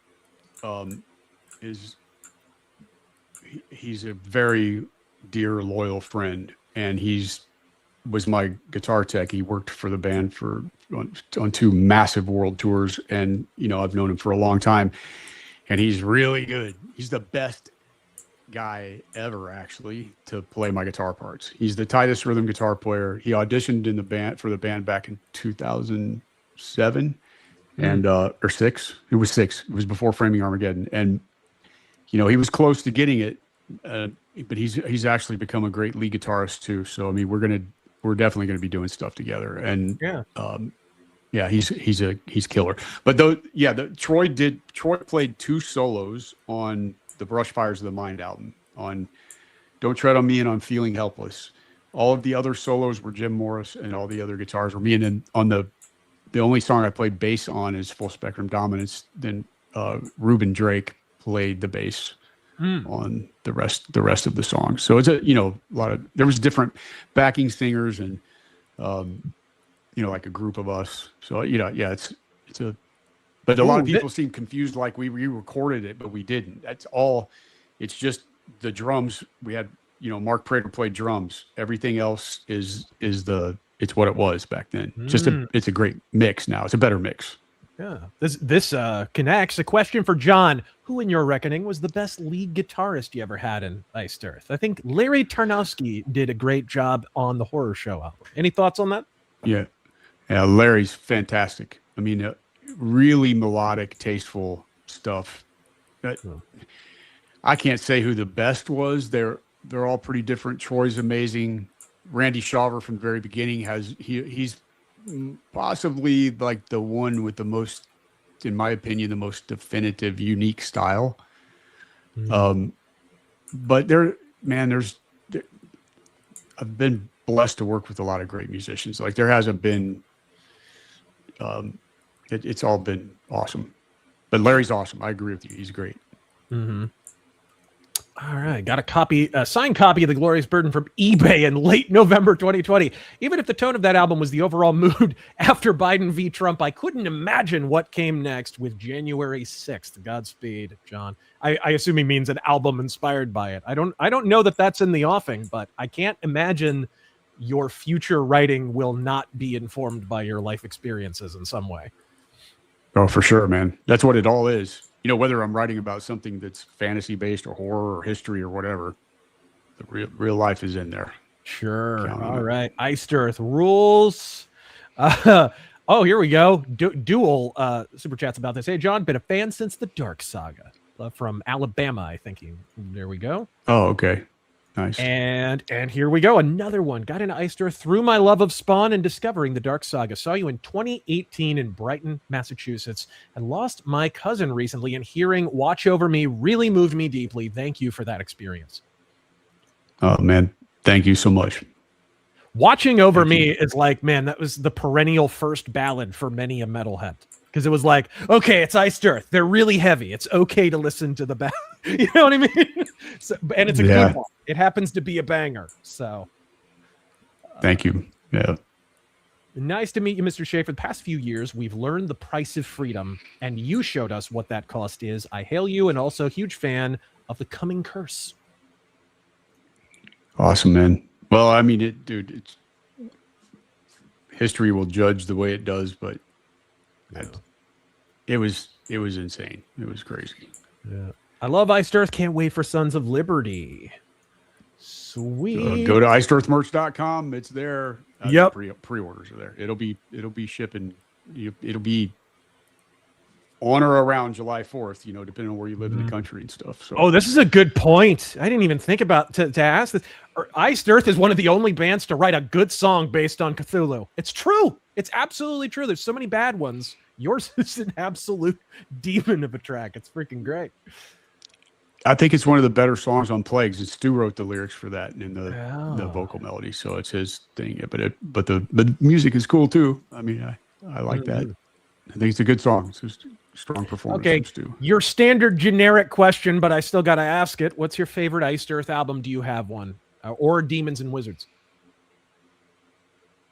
Man, I can't answer that. For Demons, the first one, because that's when the magic happened, I mean, but I think 3 is the best record just in general, from songs and production quality and stuff. But the Iced Earth stuff, I can't answer that. I really don't know. I love moments of the catalog. Yeah. All I can hear right now is the intro to Black Flag. Thanks, John, for doing all your patriotic music and everything about that day. I pray God brings you to the truth every day. I think he's just getting started with all of us. In God we trust. Right on, man. Thank you for that. I agree. They say they'd love to see you work with John Greeley again at some point. I love Matt, but I always wondered how Burn Offerings would have sounded with Greeley. And Greeley is a very good singer. Yep, he is. He's no Matt Barlow, but he's a good singer for sure. Yeah. Hello from Kentucky. Growing up in the late 90s and first getting into metal, Iced Earth was just as integral to my development as Maiden or Priest. Thank you for all the killer records from a longtime fan, and God bless. Thank you so much. Sweet. All right. I think we will wrap it up there. I mean, we've taken up enough of your time, but this was amazing. I'd love, if you ever have anything else to promote, I'd love to touch base with you again and talk about all this stuff, because, you know, you get guests on and they just have to sell the soap. They don't have a lot to say about current events or whatever. We barely touched on current events, but you always had something to say. So I appreciate it, and appreciate you coming down.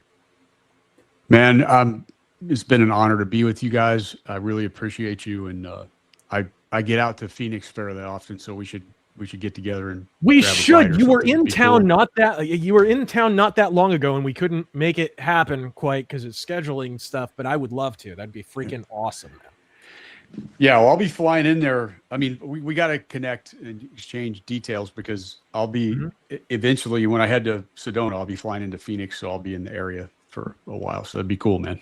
Sweet. All right, guys. Well, on behalf of Tactical Hobo, Taryn Gell, and our fine guest, Jon Schaffer, until next time, don't get captured, and Godspeed. God.